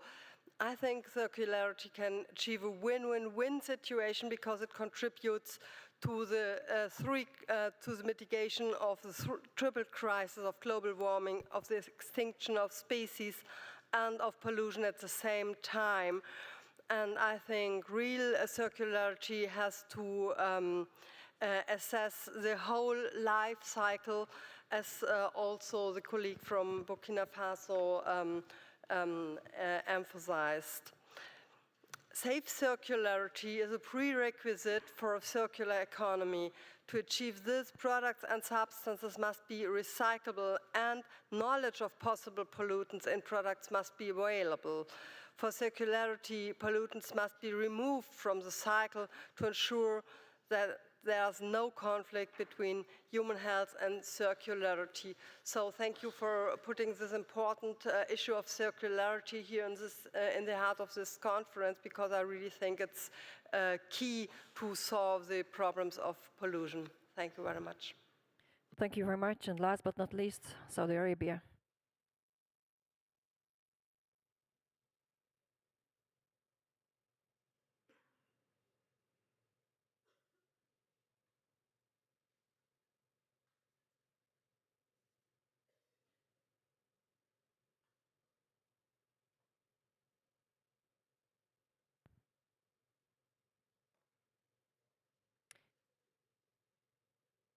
But if not, then I thank you very much to all the ministers, distinguished panelists. Thank you very much for your contribution. Also to you, dear ministers who contributed, and thank you for for listening to our panel. And now I hand back over to the Master of Ceremony. Thank you so much, dear moderator. Thank you so much, Excellencies. And for those who intervene from the floor, I would like to apologize on behalf of Ms. Alice Sudanono of the Republic of Congo, as she was recalled for an urgent commitment, so she was not able to join us on this panel. I now have the pleasure of introducing our Ministerial Interactive Panel 3. If I can ask the Excellencies and Ministers to join us on the podium here. The moderator for this panel will be Mr. Carlos Manuel Rodriguez Chandi, who's the Chief Executive Officer of the Global Environment Facility. Mr. Carlos Manuel, you have the floor.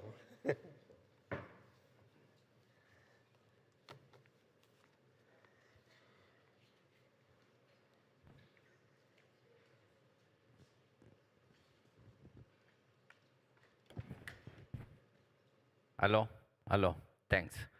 Thanks so much, Rolf, for the introduction, and I'm really pleased to be moderating this important panel on the means of implementation.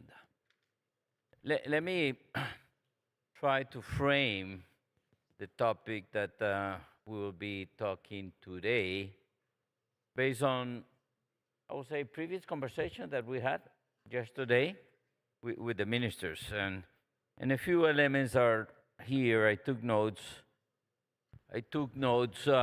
about it. This is not the first time that the COP knows about a report based on the financial needs of parties. Basically, the financial needs tell us that on an annual basis, there's a unfulfilled financial gap of around $5 billion. The GEF being the financial mechanism, and what the GEF does is totally transparent to the Convention, not only because this is the nature of our partnership, but most importantly, we report on a COP basis, not just on our portfolio, but most importantly, we report based on the guidance to the COP, from the COP. That's my first point. Here, we have a top-down global assessment on the financial needs. And this is just a basic reference document of the next stage of reports that I strongly believe that we need to begin working, because the financial needs assessment done by the experts and presented to this convention is a top-down report that tells us about the global financial gap for the chemicals. Now the next step is doing the bottom-up approaches, the homework that every single country must be doing in terms of not just defining how much resources are being invested with domestic resources to implement the 3 chemicals conventions. And I bet my salary, my monthly salary of the GEF, that not a single nation in this convention has done the chemical biodiversity expenditure review in your countries. The chemicals financial review is a basic homework that we need to do to really understand how much each country is allocating domestic resources for the implementation of what we agree in these conventions. So this is the first task in a bottom-up approach that needs to be done, the chemicals expenditure review. And you will be surprised, because most of you, ministers and head of delegations, are here representing the ministries of environment. most of you may agree that there are many other ministries in the executive branch that are already investing a lot of resources in the spirit, in the objectives of these conventions. I bet that the Ministry of Health, the Ministry of Industry, and the Ministry of Agriculture are just a handful of agencies from the executive branch that are investing national public resources in budget lines that are positive to the aspiration of this convention, but there is very little knowledge at the country level of who they are, how much they are investing. So the chemicals expenditure review is one task. The second task that countries need to do is the financial needs assessment. The same way we do a financial need assessment at the global level that defines that for the next 4 years we all need $14 billion, every single country needs to do the domestic exercise to understand what are my financial needs. As you do your chemical investments at the country level, at the same time that you define your needs, you will come with your financial gap. And with that, we can work all together in narrowing that financial gap.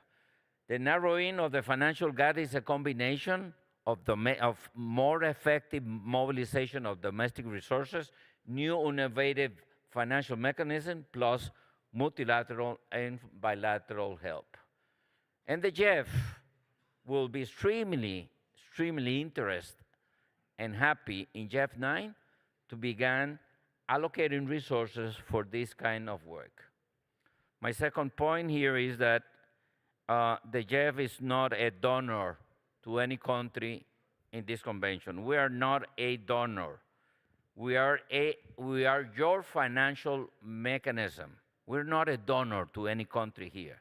We are your financial mechanism that was created 30 years ago, and we allocate resources and you define how to use it.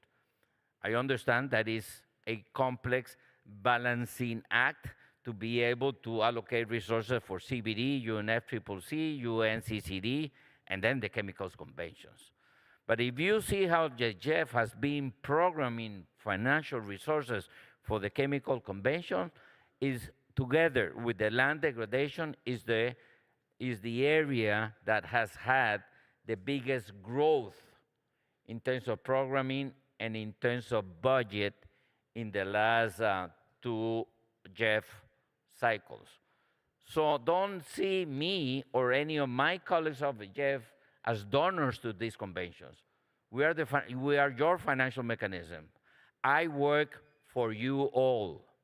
So when you approach me, don't approach me as if you were asking me a favor, because I'm not a donor to anyone here, and I'm the manager of your resources. So the intrinsic message that I'm sending everyone here as we talk about the means of implementation is that I need your political help as we replenish the GEF in 2025 and then the replenishment in 2026. So be close to the GEF replenishment, be close to the GEF negotiations, and yes, very important, be very close to the GEF Council meeting, because with the Secretariat, we implement the decisions that are being taken by you all, the stakeholders of the GEF. And this is extremely important. We will never do the most out of the GEF resources if you, the representatives of the GEF Council and the GEF Partnership, doesn't assume full ownership of the GEF agenda. Otherwise, other organizations will fill up the gap and begin defining on behalf of you, all the countries, on how to use your resources that are being managed by the GEF. The second topic that I think that it was very important in our conversation on means of implementation, yes, has to do with the fact that the executive branch, all of you, needs to do work at the Congress level, and they need support. And the Jeff is thinking on how we can support the executive branch passing innovative legislation around these topics.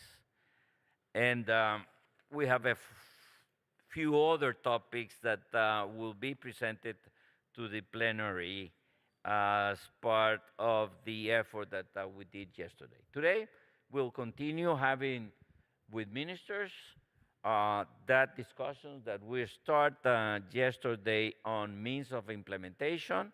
One final element on means in implementation is not just the financial element, there's also the structural element.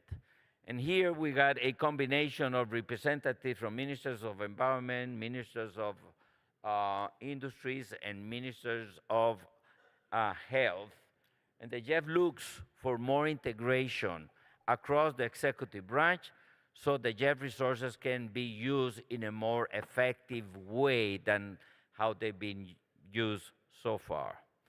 So today I do have the honor and the pleasure to be joined by the ministers of São Tomé, the Vice Minister Ms. Borges da Mata, then the Minister from Pakistan, His Excellency Musadiq Masood, and then I'm very honored to have with us the Vice Minister of the Ministry of Environment of Brazil, Adalberto Feliciano. I welcome you three, and then I have a list of other speakers that will address the room. With further ado, I will come to the Minister of São Tomé with one question, and that has to do with us, the Jeff.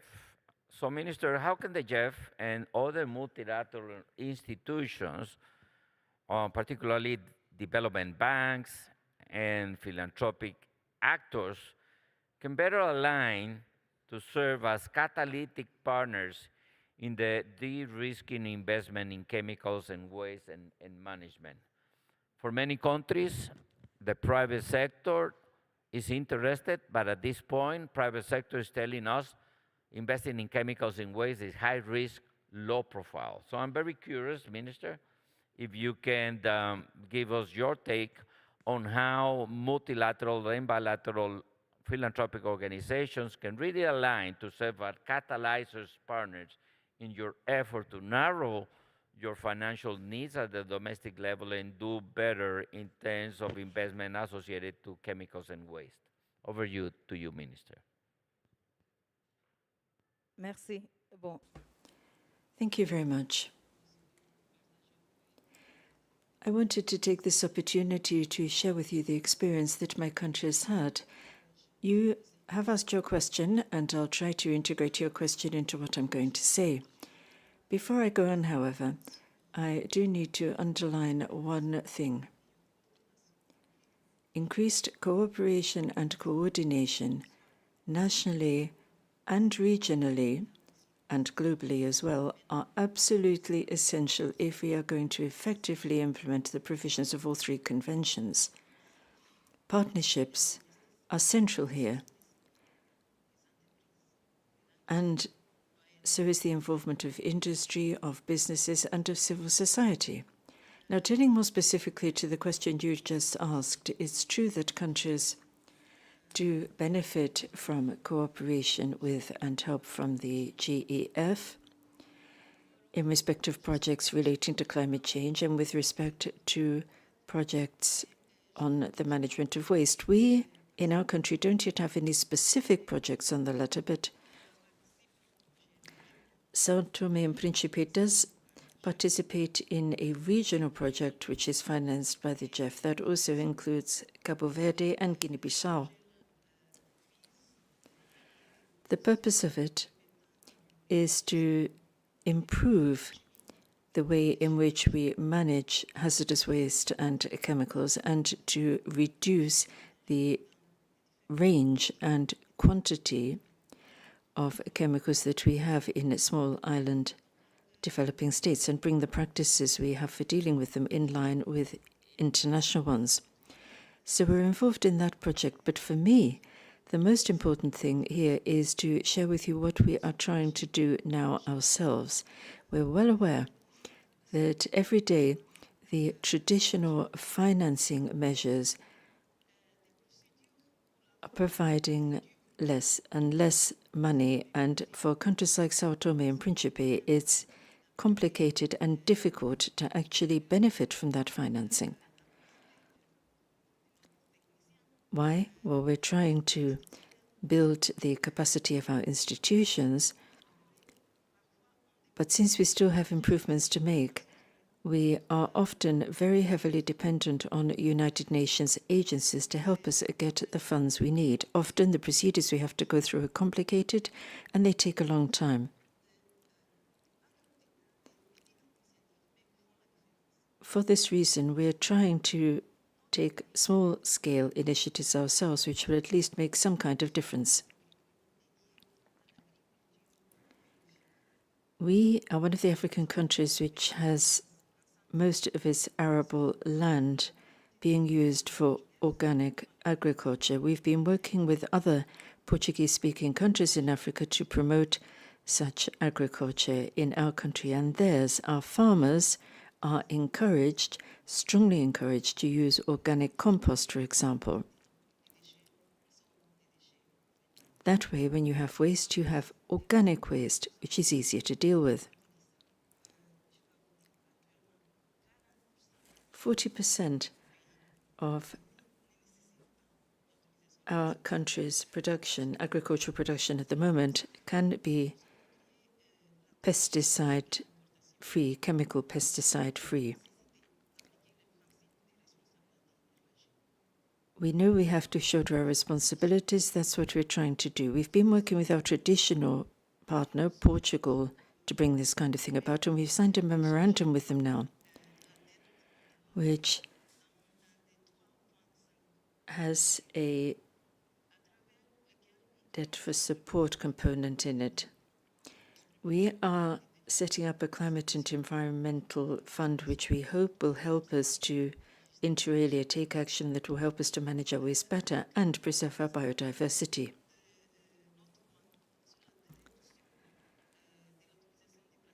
We have a law on reducing the use of non-biodegradable plastics as well, and importers benefit from tariff reductions if they use alternative materials. That's another step we're taking to try and reduce the amount of waste we have to deal with. We understand, as most of us understand, that we have to act ourselves, taking our own initiatives. We can't wait for other people to do it. Even if we're only doing something small, we're doing something. Every gesture counts. Every step you take counts. However small and however minimal they may be, they have to be taken because we know what the consequences for the future of these problems will be if we don't. In my own country, most of our population, the majority of our population, is very young, so they're the ones who are going to face these difficulties in the future if we don't do something now.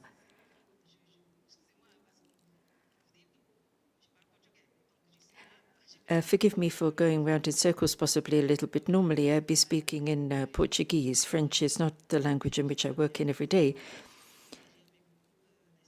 So I'm not speaking perhaps as clearly as I could have done, but I'm doing my very best. In conclusion, let me say that what we need is fair solutions to these problems. That's the goal. Thank you. Thank you so much, Minister. Thanks for that. Now let me pass it over to Minister Masood from Pakistan. Minister, what are the primary obstacles hindering greater private sector investment in the environmentally sound management of chemicals and waste?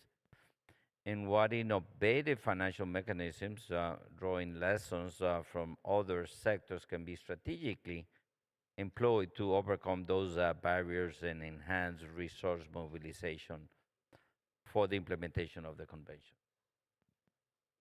Thank you. Thank you very much. I think I love the theme that we have for this conference, making visible the invisible. And I think the biggest hurdle that I see is that the developing countries of the world are not visible. I think when I hear this, I am new to this entire debate. But I think when I hear this debate, what is not visible to me are the imperatives of developing countries. And how, in terms of moving our planet forward in a sustainable manner, what kind of voice are the developing countries going to have? There is no doubt that hazardous materials are bad. They cause neurological disorders, they cause cancer, they cause inflammatory diseases, they cause cardiovascular diseases, they cause death. There is no doubt about this. There is no doubt that there is an economic burden of illness on the people, particularly poor people living in developing economies. There's an economic burden on agriculture and food security. And there's an economic burden on economic activities. So all of these economic burdens are in place. And therefore, we must stop hazardous materials, and we must recycle responsibly what is produced. But two questions come out of this. One, if we don't use one material, what do we use? What is the alternative? And if we recycle, then what is the cost of recycling and who is going to bear it? We all know that recycling is more expensive. We all know as of right now, some of the materials, alternative materials, are more expensive. We know that if we want to recycle or stop something, we have to collect, we have to separate, we have to recycle, we have to stop whatever hazardous waste is out there, we have to recycle it, and in that, there's another environmental burden, because hazardous wastes also come out of recycling. Now, we are willing to do that, answering your question, and we'd like to do that. What is it that we don't have? The developing countries of the world don't have technology, don't have R&D, don't have investments, don't have design, don't have production. And when we look at the world, for all of these resources, intellectual resources, capacity resources, and economic resources, we find the multilateralism and rule-based regimes collapsing, and a whole new arena of bilateralism kicking in. So in the wake of this geopolitical sand slipping from underneath our feet, we, the developing economies, would like to know, we want to move forward and keep pace with the rest of the world, but how? Just to give you a few examples, just about 10 years ago, the most disastrous thing to do was mining. And the most promising thing in 2025 to do, and most green thing to do, is mining. So what has changed other than geopolitics? From mining the bad guy to mining the good guy, what has changed? Geopolitics has changed. So what I'm proposing is to make the developing countries, most of whom are sitting here, and majority of the world is comprised of developing countries, to please make them visible in this as well. And please make sure then we set these standards. And when we say this is what is required for us to save the planet and save our own children, please make sure that the developing economies of the world have the technology, have the resource, have the investments in place to keep pace. Because If that is not forthcoming, then, my friends, the developing economies of the world, which are the majority of the world, would be the vagabonds at the periphery of this world. And they're not going to go away. But you don't want to treat them as, what are those called, landfills of the world. So we want to go green if we are truly woven into a global fabric. And if one part of the fabric affects the other part, then it's imperative that while we come up with these standards, we also come up with a comprehensive regime that allows for diffusion of technology, diffusion of research, commercialization, production, utilization, alternatives, recycling, and whatever is required to put this envelope together. I personally don't see it happening right now.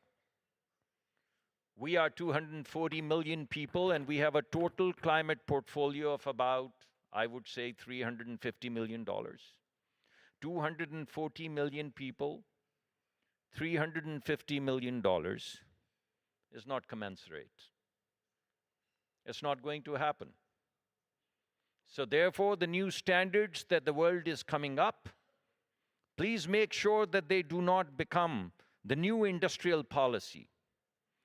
If we come up with a hurdle, a green hurdle, a responsible hurdle, then let's make sure that the resources required to get over that hurdle are in place so that we continue to be a part of the world.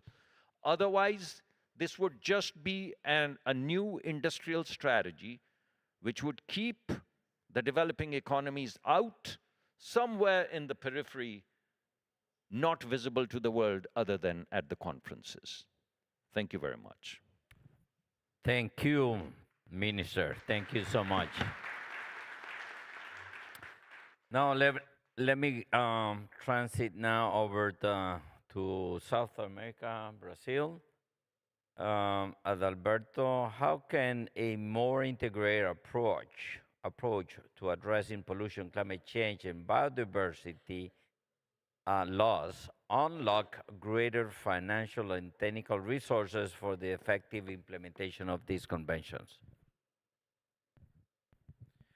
Thank you, Carlos Manuel. Thank you also for the BRS Secretariat for the invitation. It's a pleasure to be here with my colleagues here, Nilda, Musadik, and all the distinguished guests and ministers here.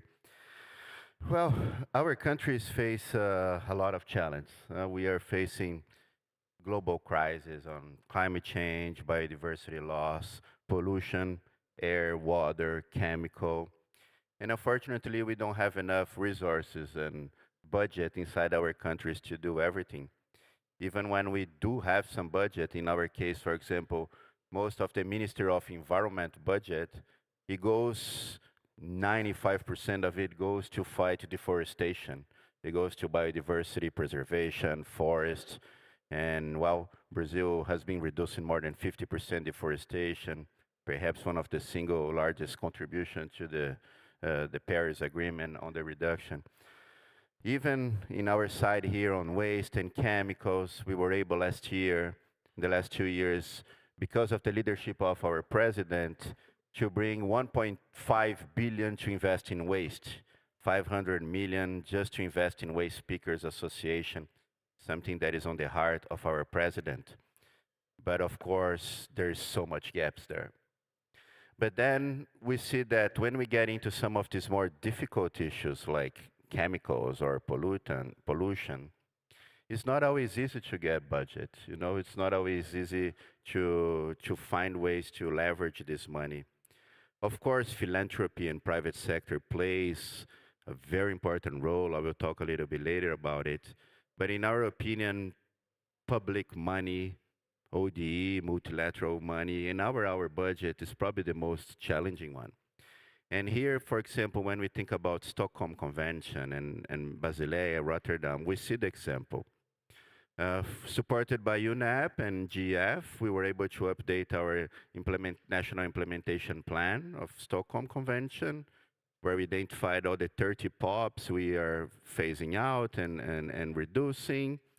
And then we were able to have good inventories, science-based data to tell us what to do, where to do, and how to coordinate the private and the public sector in order to do it. See our example, our PCB project, also funded by GF.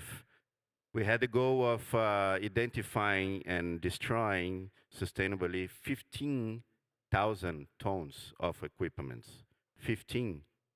And we trained 50,000 people to do the inventory. Then we realized we had 750,000 tons.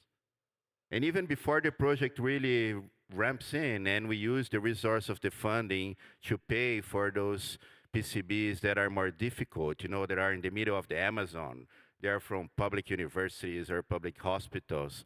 Just the private sector itself already destroyed 250,000 tons. So they did by themselves because of this coordination that the minister had. In this case, I don't think we would have resource from our budget to do the PCB inventory because we have so many other things to do. But it was important because after doing this, we also realized the importance that we also get into some other topics. PFAS, for example, wasn't in our agenda.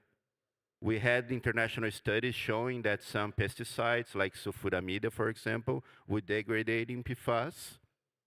But then the science normally is done at European, you know, in Canada, some countries with different weather. And when we were able to get funded to do local research on the tropical environments that we are in, we realized the impact was even worse. The degradation in PFAS was even worse than what academia tells us. And because we're able to hire the agency, the R&D and research agency of the Ministry of Agriculture, then the Ministry of Agriculture was on board with us to do the transition that was necessary.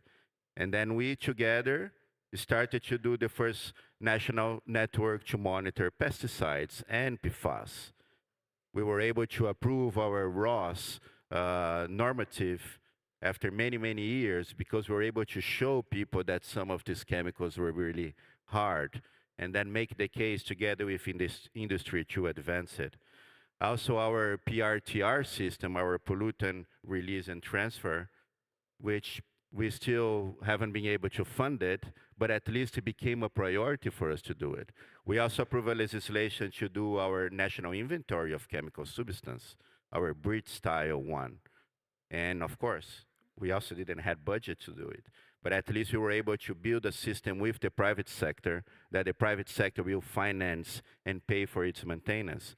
So I think the most important for the governments now, as we lack budget for everything, we know that there's not enough money to do everything we want: poverty, social inclusion, environment, economical development. But I think that trying to integrate these agendas as a more transversal, like we did with the leadership of the Minister of Finance, what we are calling the Ecological Transformation Plan of Brazil, that integrates the climate plan, the new industry plan, and most of the other plans together, we're able to put the environmental topics at everybody else's agenda. So now I have 20 ministers in Brazil with coordinations on environment, and 50 out of 88 programs of our participatory budget have environment. So I think this is the challenge that we have to address, Carlos. We have to make sure that all the public policies in Brazil or in our countries, if they are transportation, they are industry, agriculture, infrastructure, whatever, they have to bring up the environmental agenda together with them. Thank you so much, Adalberto, and everyone that has addressed here the panel.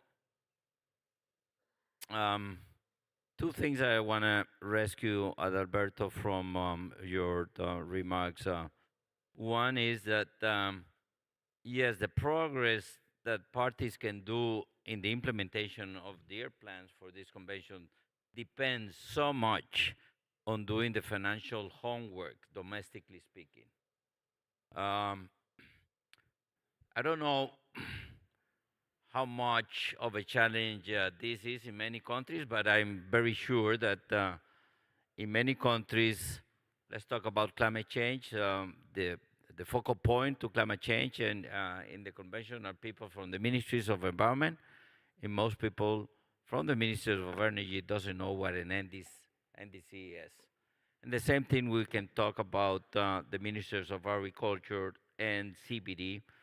Many ministers of agriculture, being agriculture the main source of biodiversity loss, doesn't know what an NBSAP is. And those who doesn't know, an NBSAP is the National Biodiversity Action Plans. So whatever effort we need to do in terms of aligning the executive branch around this effort is going to give us multiple benefits. And probably the biggest benefit that will be given to us is decreasing the financial domestic gap as countries began to understand that we shouldn't be subsidizing pesticides and chemicals because that goes against what we have agreed here. So I tend to believe that we have a major challenge in terms of political coherence. Once more, every single country represented here continues to invest or subsidize sectors that are contributing against what we want to achieve here.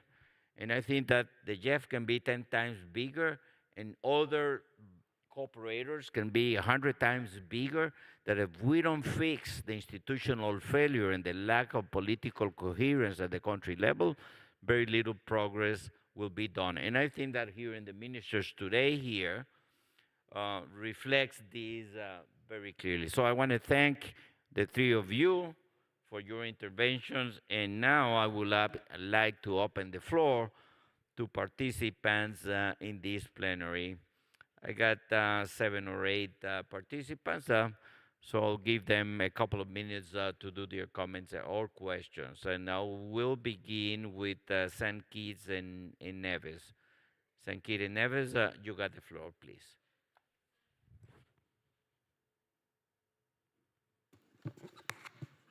Thank you very much. Good morning, colleagues, excellencies, honorable ministers, distinguished delegates. St. Kitts and Nevis commends and extends its sincere gratitude to the BRS Secretariat and Government of Switzerland for convening this urgent dialogue under the theme Make Visible the Invisible, Sound Management of Chemicals and Waste. For small island developing states like St. Kitts and Nevis, this is not abstract. It is a demand for accountability and action from industrialized nations driving the triple planetary crisis. As the smallest independent nation in the Western Hemisphere, St. Kitts and Nevis is working to transform our nation through our Sustainable Island State agenda, a people-centered framework tackling interconnected crises, biodiversity collapse, plastic pollution, and climate change. These threats amplify risks to food security, public health, and national stability, demanding urgent action and global solidarity. Yet, outdated metrics like the World Bank's high-income label obscures persistent vulnerabilities like extreme climate vulnerability and the toxic burden of imported pollution, and skews access to concessional financing. To advance the means of implementation of the BRS Convention, St. Kitts and Nevis proposes 3 priorities. First, unlock blended finance. While Jeff 8's US $800 million chemicals and waste funding is vital, SIDS need equitable access, but concessional grants must scale. We call for leveraging green bonds and sustainability-linked bonds to co-finance circular economy startups, such as recycling systems for plastics and e-waste. Second, prioritize capacity building and technology transfer. Last month's regional workshops on climate resilience and GCF access, and next month's Global Sustainable Island Summit, which is being held in Bastia, St. Kitts, prove that collaboration works. These platforms empower regulators, industries, and NGOs to fast-track global standards locally, from the Stockholm Convention POPs management to Rotterdam pesticide safeguards. Third, catalyze private sector innovation. Extended producer responsibility schemes for packaging and electronics, paired with research and development incentives for clean tech, can mirror UNIDO's chemical leasing model. And by de-risking green investments, we harness private sector expertise for scalable solutions. Excellencies, SIDS cannot shoulder this burden alone. Let this COP be remembered not for rhetoric, but for binding commitments, advocate for modernizing financing metrics, enforce producer accountability, and amplify SIDS voices. Together, let us make the invisible visible through justice, equity, and unstoppable resolve. St. Kitts and Nevis stands ready to lead. We urge you to act. Thank you very much. Thank you so much to you, and thanks for the 3 recommendations that we received from you. I'll now give the floor to Somalia, followed by Morocco. Somalia, you got the floor, please. Thank you for giving me the floor. On behalf of Somali government, I extend our sincere gratitude to Switzerland and the Secretariat of BRS for the organization of this conference. Somalia faces significant and interconnected environmental challenges. Among the most pressing are our limited institutional capacity, insufficient national expertise in chemicals and waste management, and a lack of infrastructure to support the effective implementation of BRS conventions. These challenges are further compounded by exposure to hazardous chemicals and waste, which threatens both human health and environmental integrity. Despite contributing minimally to global pollution, Somalia bears a disproportionate burden from hazardous waste and chemical impacts.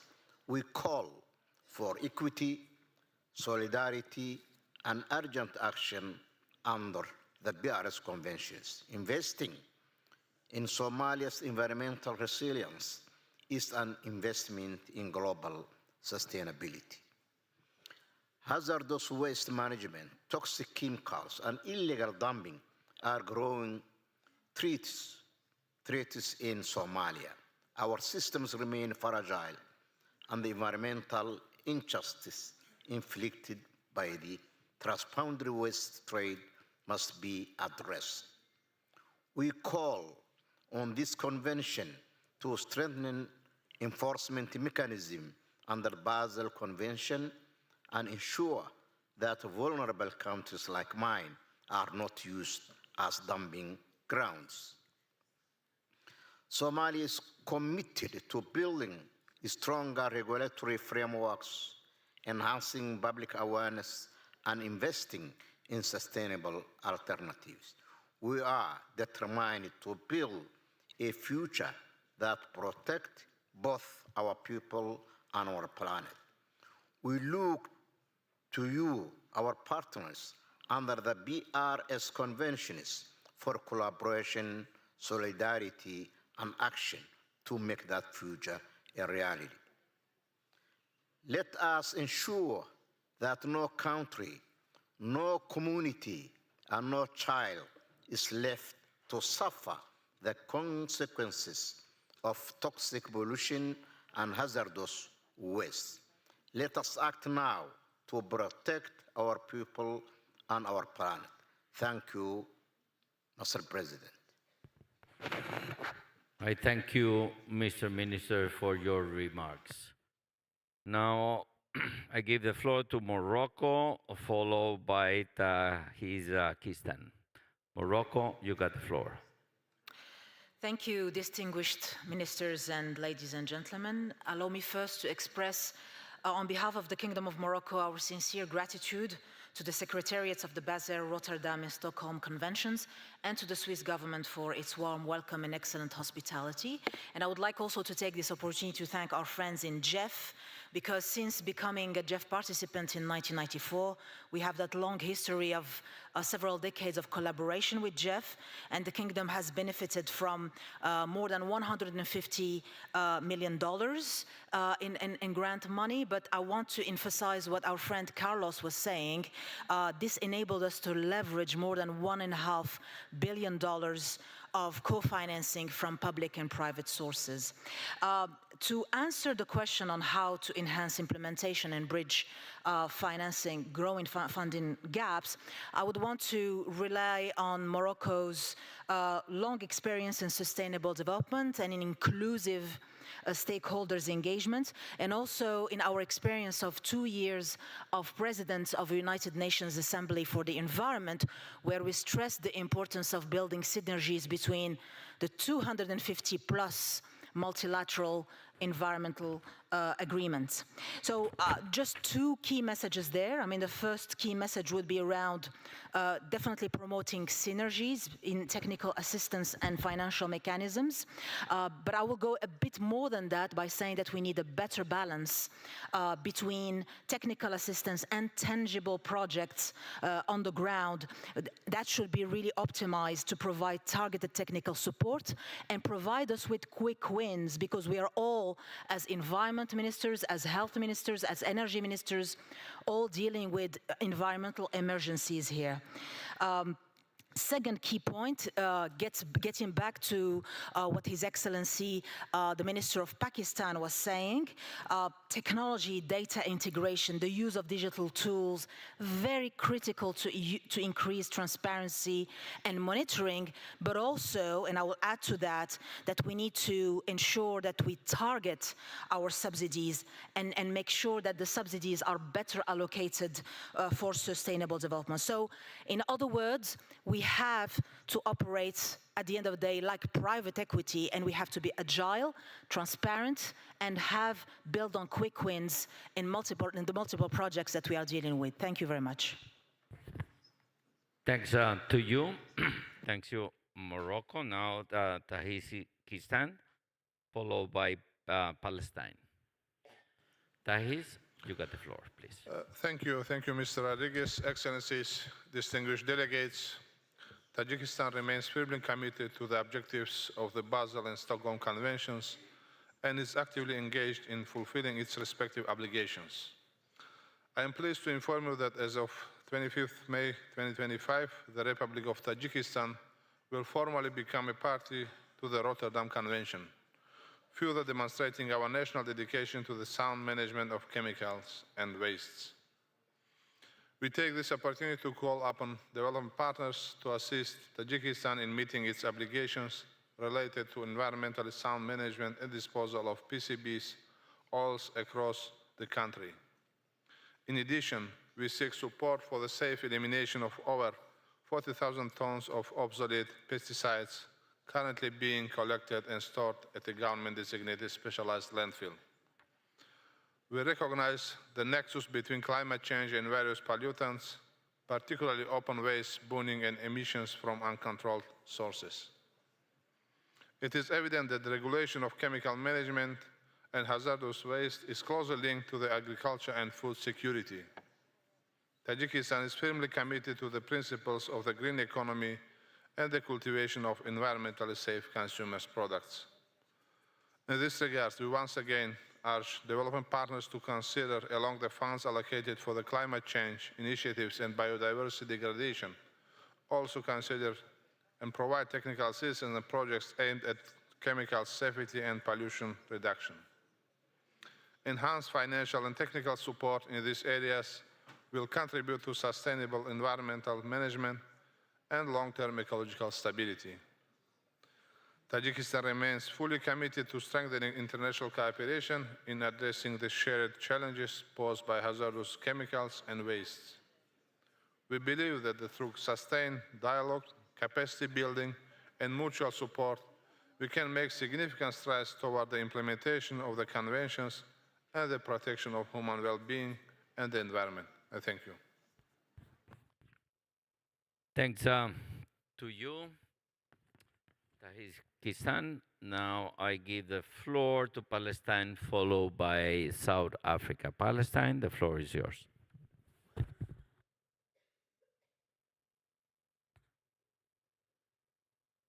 مساء الخير. بداية نشكر دولة سويسرا. Good afternoon, ladies and gentlemen. At the outset, I would like to thank Switzerland for hosting us with great opulence. I would like to thank the Secretariat of the three conventions for having organized this event so well. As you're aware, since 2015 and up to 2018, we have been a party to the three conventions, and we've undertaken all necessary efforts despite our limited capacities. We have tried to regulate pollutants as well as hazardous waste in accordance with the standards set. We have cooperated with partners in doing this, for example, with customs officials, but there are a number of challenges that remain, and we cannot accomplish this mission in a satisfactory manner, particularly when it comes to inventories. You are well aware that it is very difficult for us to access financing mechanisms that are referred to in the different conventions and agreements.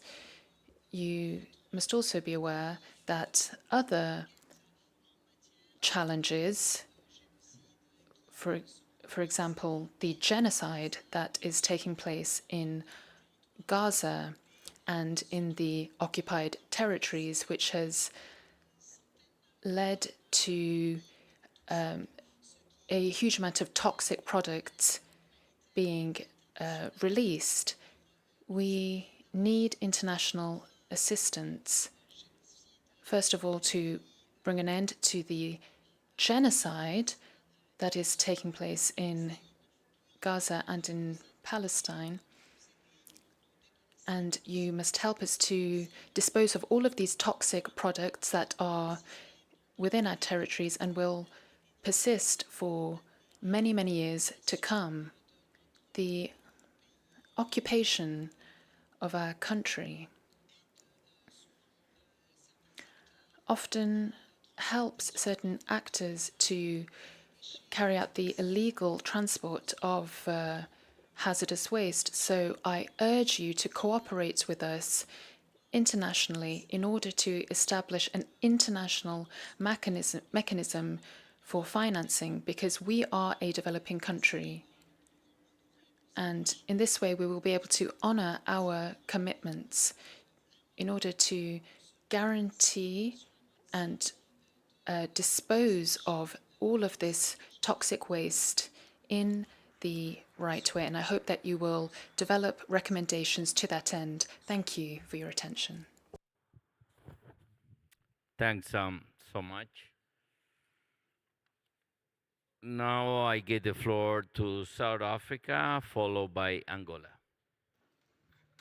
Mr. Moderator, on Sunday, the 27th of April, South Africa celebrated Freedom Day, which commemorates the first post-apartheid elections held in 1994 and the introduction of the new constitution. South Africa's constitutional choice of elevating environmental protection to basic human rights was not common back in 1994.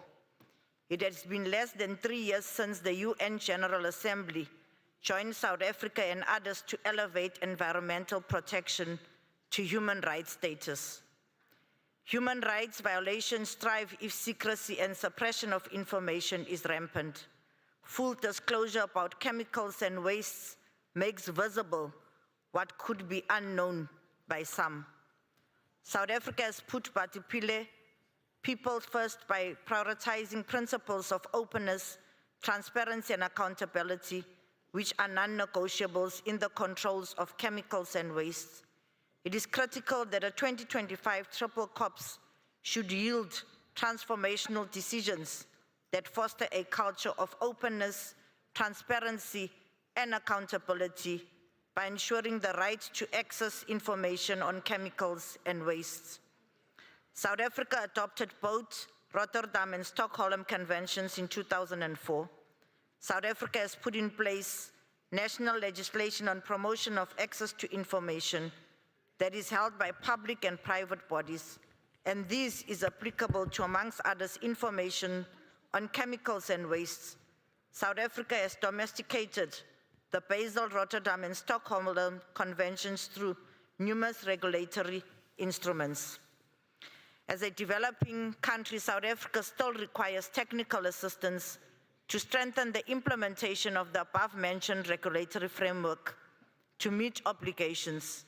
In the quest for promoting sharing of information, South Africa requests a critical list of safe, affordable, appropriate, and accessible alternatives for all listed persistent organic pollutants and agrochemicals and industrial chemicals listed under the Rotterdam Convention to facilitate a smooth transition of affected sectors.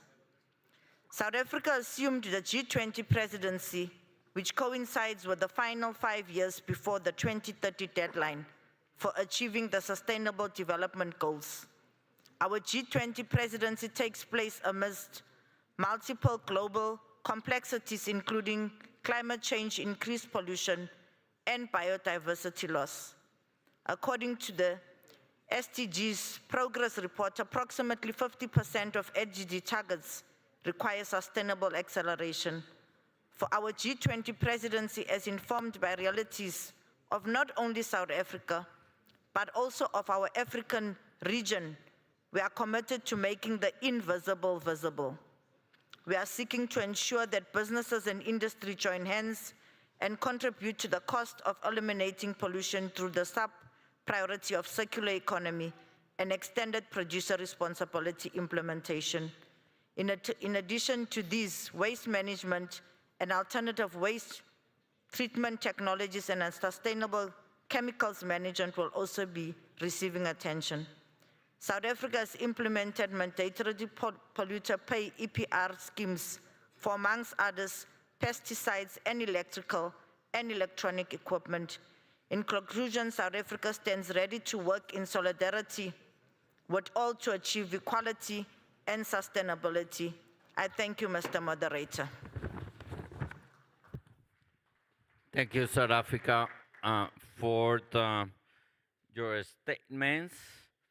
I now have Angola, followed by Iran, which is the last country in the list of speakers.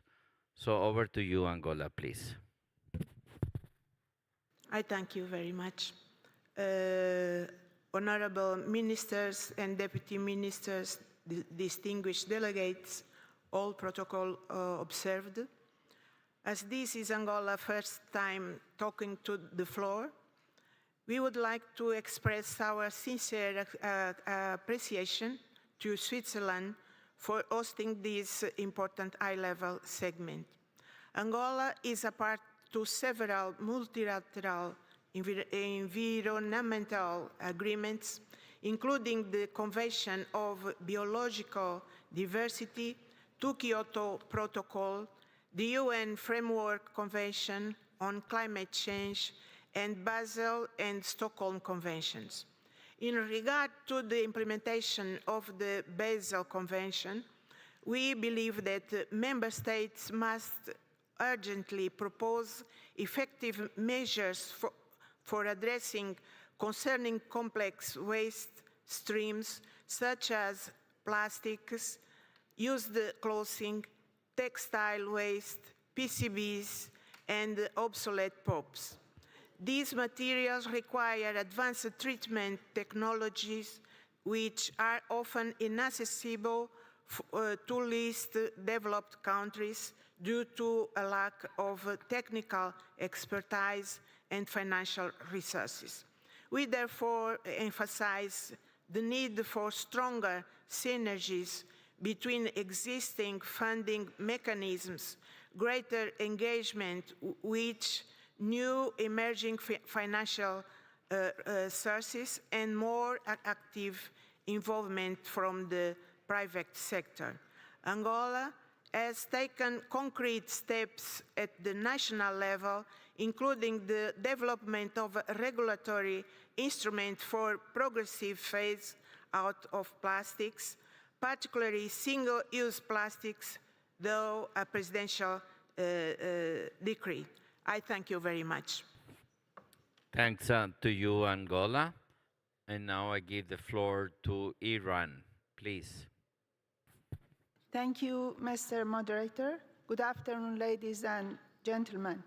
It is my privilege to address this esteemed gathering where our shared commitment to environmental protection and sustainable development unites us in purpose. Before delivery of my message, I would like to express sincere respect for the progress of every nation has made under the framework of the environmental conventions which support all two together. International conventions are important tools for global environmental protection that, through the creation of legal frameworks and international obligations, try to push different countries to comply with environmental principles.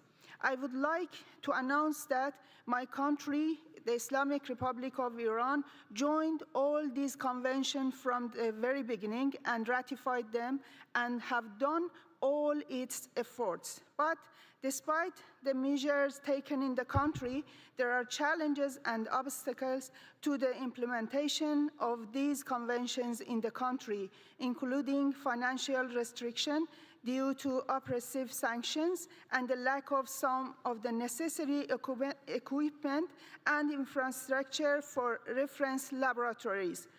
Therefore, with the aim of improving Iran's performance in implementing its commitments and taking advantage of the opportunities of international conventions, it is proposed to address challenges such as establishing and equipping reference laboratories for identifying hazardous waste, organizing international consultancies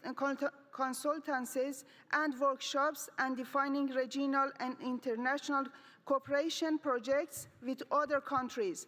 Addressing these challenges requires more comprehensive approach and greater cooperation between developed and developing countries in order to achieve the goals of this convention long-term environmental protection goals.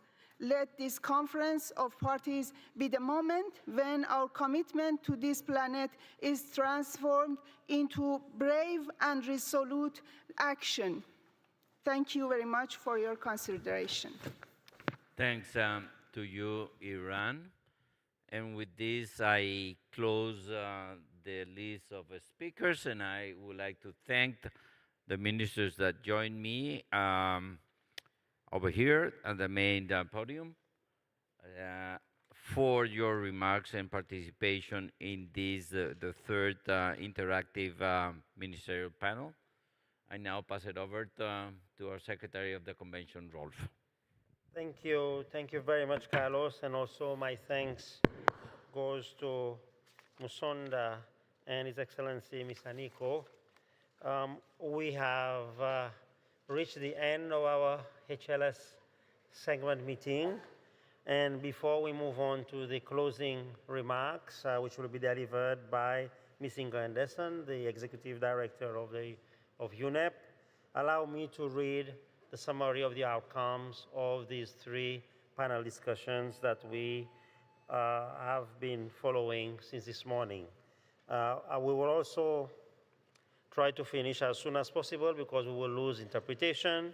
And then, of course, we have another ministerial event that will begin shortly after. So from panel one, we heard that everything is interconnected, where there's climate change, pollution, and biodiversity, and must be tackled together. As El Salvador emphasized, we cannot forget about how rain behaves, how biodiversity is affected. Everything is connected. The BRS conventions are indeed central to recognizing and addressing these linkages to protect human health and the planet. We also heard that multilateral cooperation and environmental equity are key to unlocking solutions. From China to Mauritius, countries reaffirm the need for global solidarity, technical and financial cooperation, and respect for the principles like equity and common but differentiated responsibilities, especially to support vulnerable states like SEEDS. They also raised the issue of having robust national systems and international support as being essential. Countries stressed the need for strong legislation, enforcement, and monitoring, supported by clear reporting systems, digital tools, and harmonized standards. However, as Kazakhstan and Cote d'Ivoire noted, limited infrastructure and technical capacity make international financing and cooperation indispensable. And finally, for this panel, they highlighted the sustainable circular solutions must be rooted in national strategies and supported by innovation. Whether eliminating POPs, managing e-waste, or protecting tourism-based economies from marine plastics, countries highlighted the importance of investing in safer alternatives, cleaner technologies, and green sectors like agriculture and renewable energy. Moving on to the outcomes of panel 2, some of the key takeaways on panel 2 was that circular economy is a shared global pathway to combat plastic pollution, with all countries, developed or developing, recognizing the need to reduce dependence on raw materials, eliminate toxic substances, and integrate recyclability into product design and supply chains.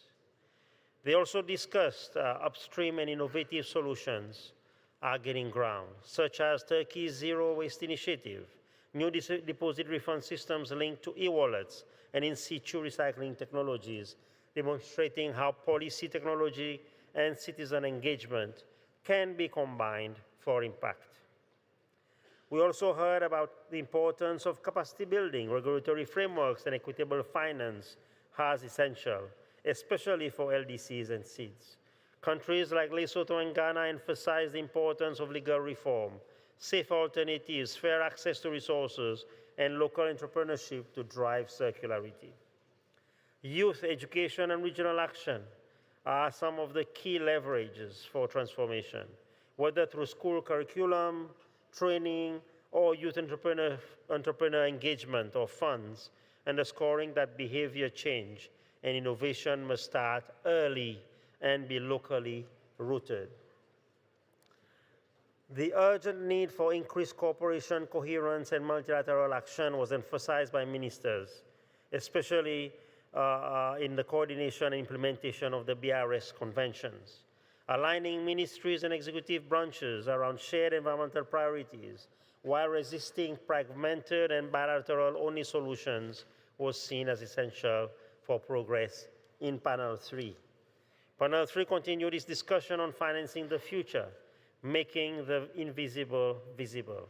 Speakers stressed that traditional financing flows are insufficient and declining.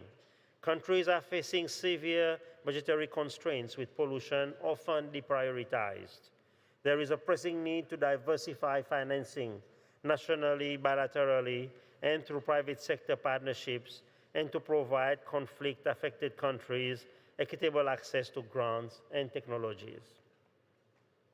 Incentivizing green solutions and innovation was another important point raised by the panelists, where they underscored that sustainability must be economically viable.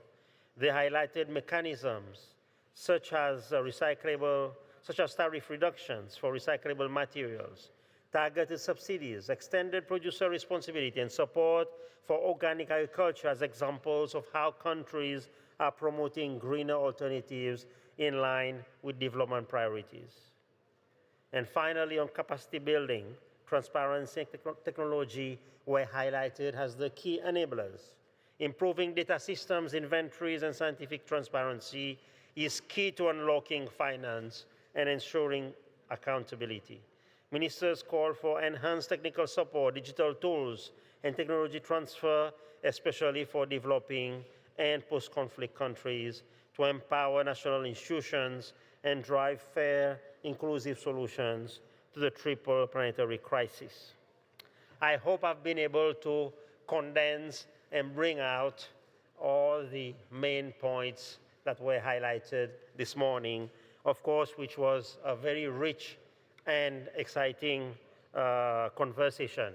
Now, many colleagues will be asking, what do we do with those? This will be compiled as part of the outcomes of the high-level segment and will be used by the Secretariat and will be used by the parties for us to advance those points forward in our work, in the implementation of the Basel, Rotterdam, and Stockholm Convention, especially as we enter into this very important phase of the ninth replenishment of the Global Environment Fund. So the conversation does not end here. The views that you express will not finish here or just remain on paper, but it will be used in an effective manner for us to continue framing the international discourse in addressing pollution as one of the most important triple planetary crises. With those few words, I would like to sincerely thank you all from the bottom of my heart for making the long trip to come to Geneva and for really being vocal and expressing the wishes, the needs, the challenges, the opportunities, and of course the support for the BRS Triple Corps here. And I'm sure our delegates all here have been blessed by the time that you've been spending here and also learning about the work that we are doing and the changes, as I mentioned in my opening remarks earlier this week, that the changes that the BRS Conventions is bringing to our planet in reducing the impacts of pollution on health, on the economy, and on nature.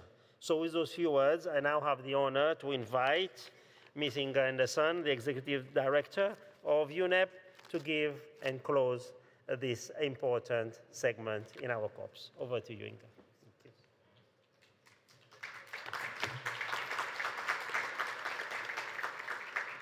Thank you very much, and good afternoon.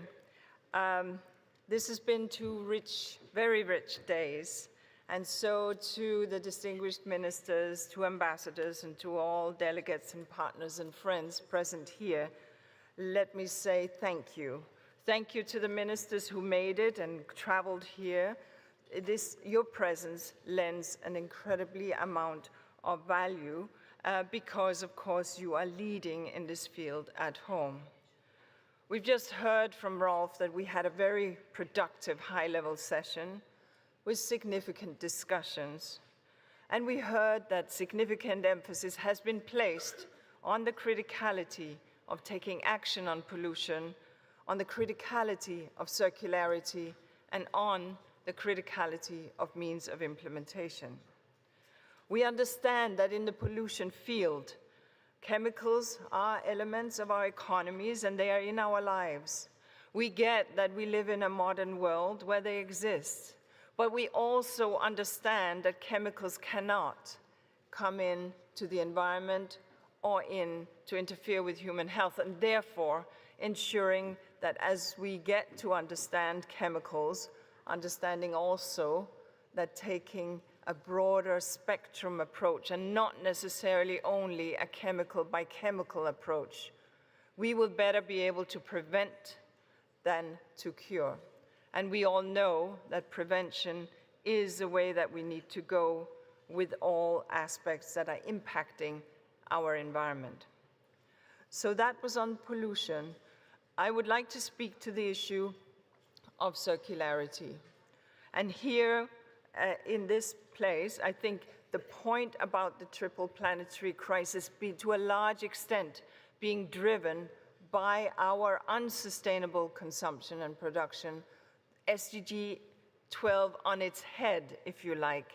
Let us then understand that when we put SDG 12 the right way up, when we understand that we can no longer live in a linear economy, an economy where we take out of the belly of the earth, where we make things that are valuable to our economy, and where we waste them once and for all. Rather, we shall take, we shall make, we shall circulate.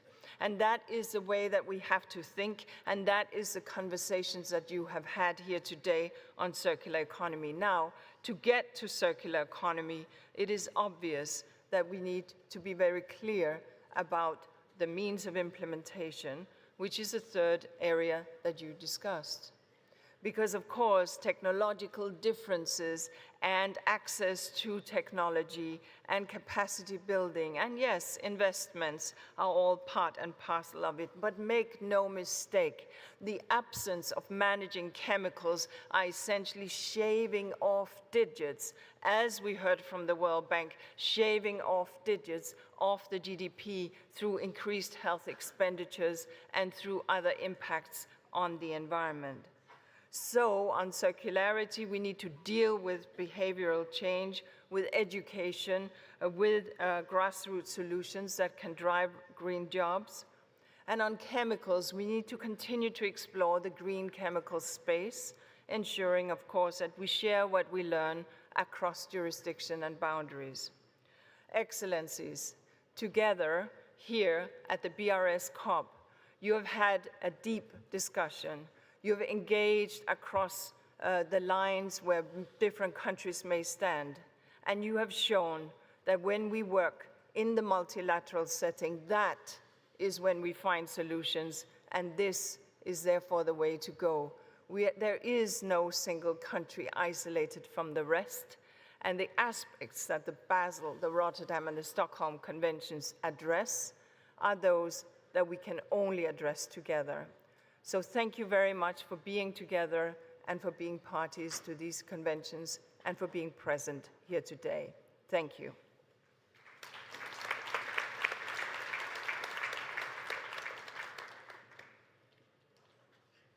Thank you very much. Ladies and gentlemen, we have now reached the end of the high-level segment. We'll be closing. I would like to make a couple of housekeeping announcements. There is a lunch offered by the German government and the IOMC. It's for ministers and other high-level representatives. The venue is across the street where we had the roundtables yesterday. In addition to that, we also have, for those that are interested, later this afternoon, a little bus that can take people to visit the lakeside exhibition that we have set up. The time for the bus is 4:30. And it would be just outside of this venue. So if you're interested and you're not following any other meeting, please do join us. There's some seats there available. Thank you very much. Have a nice afternoon.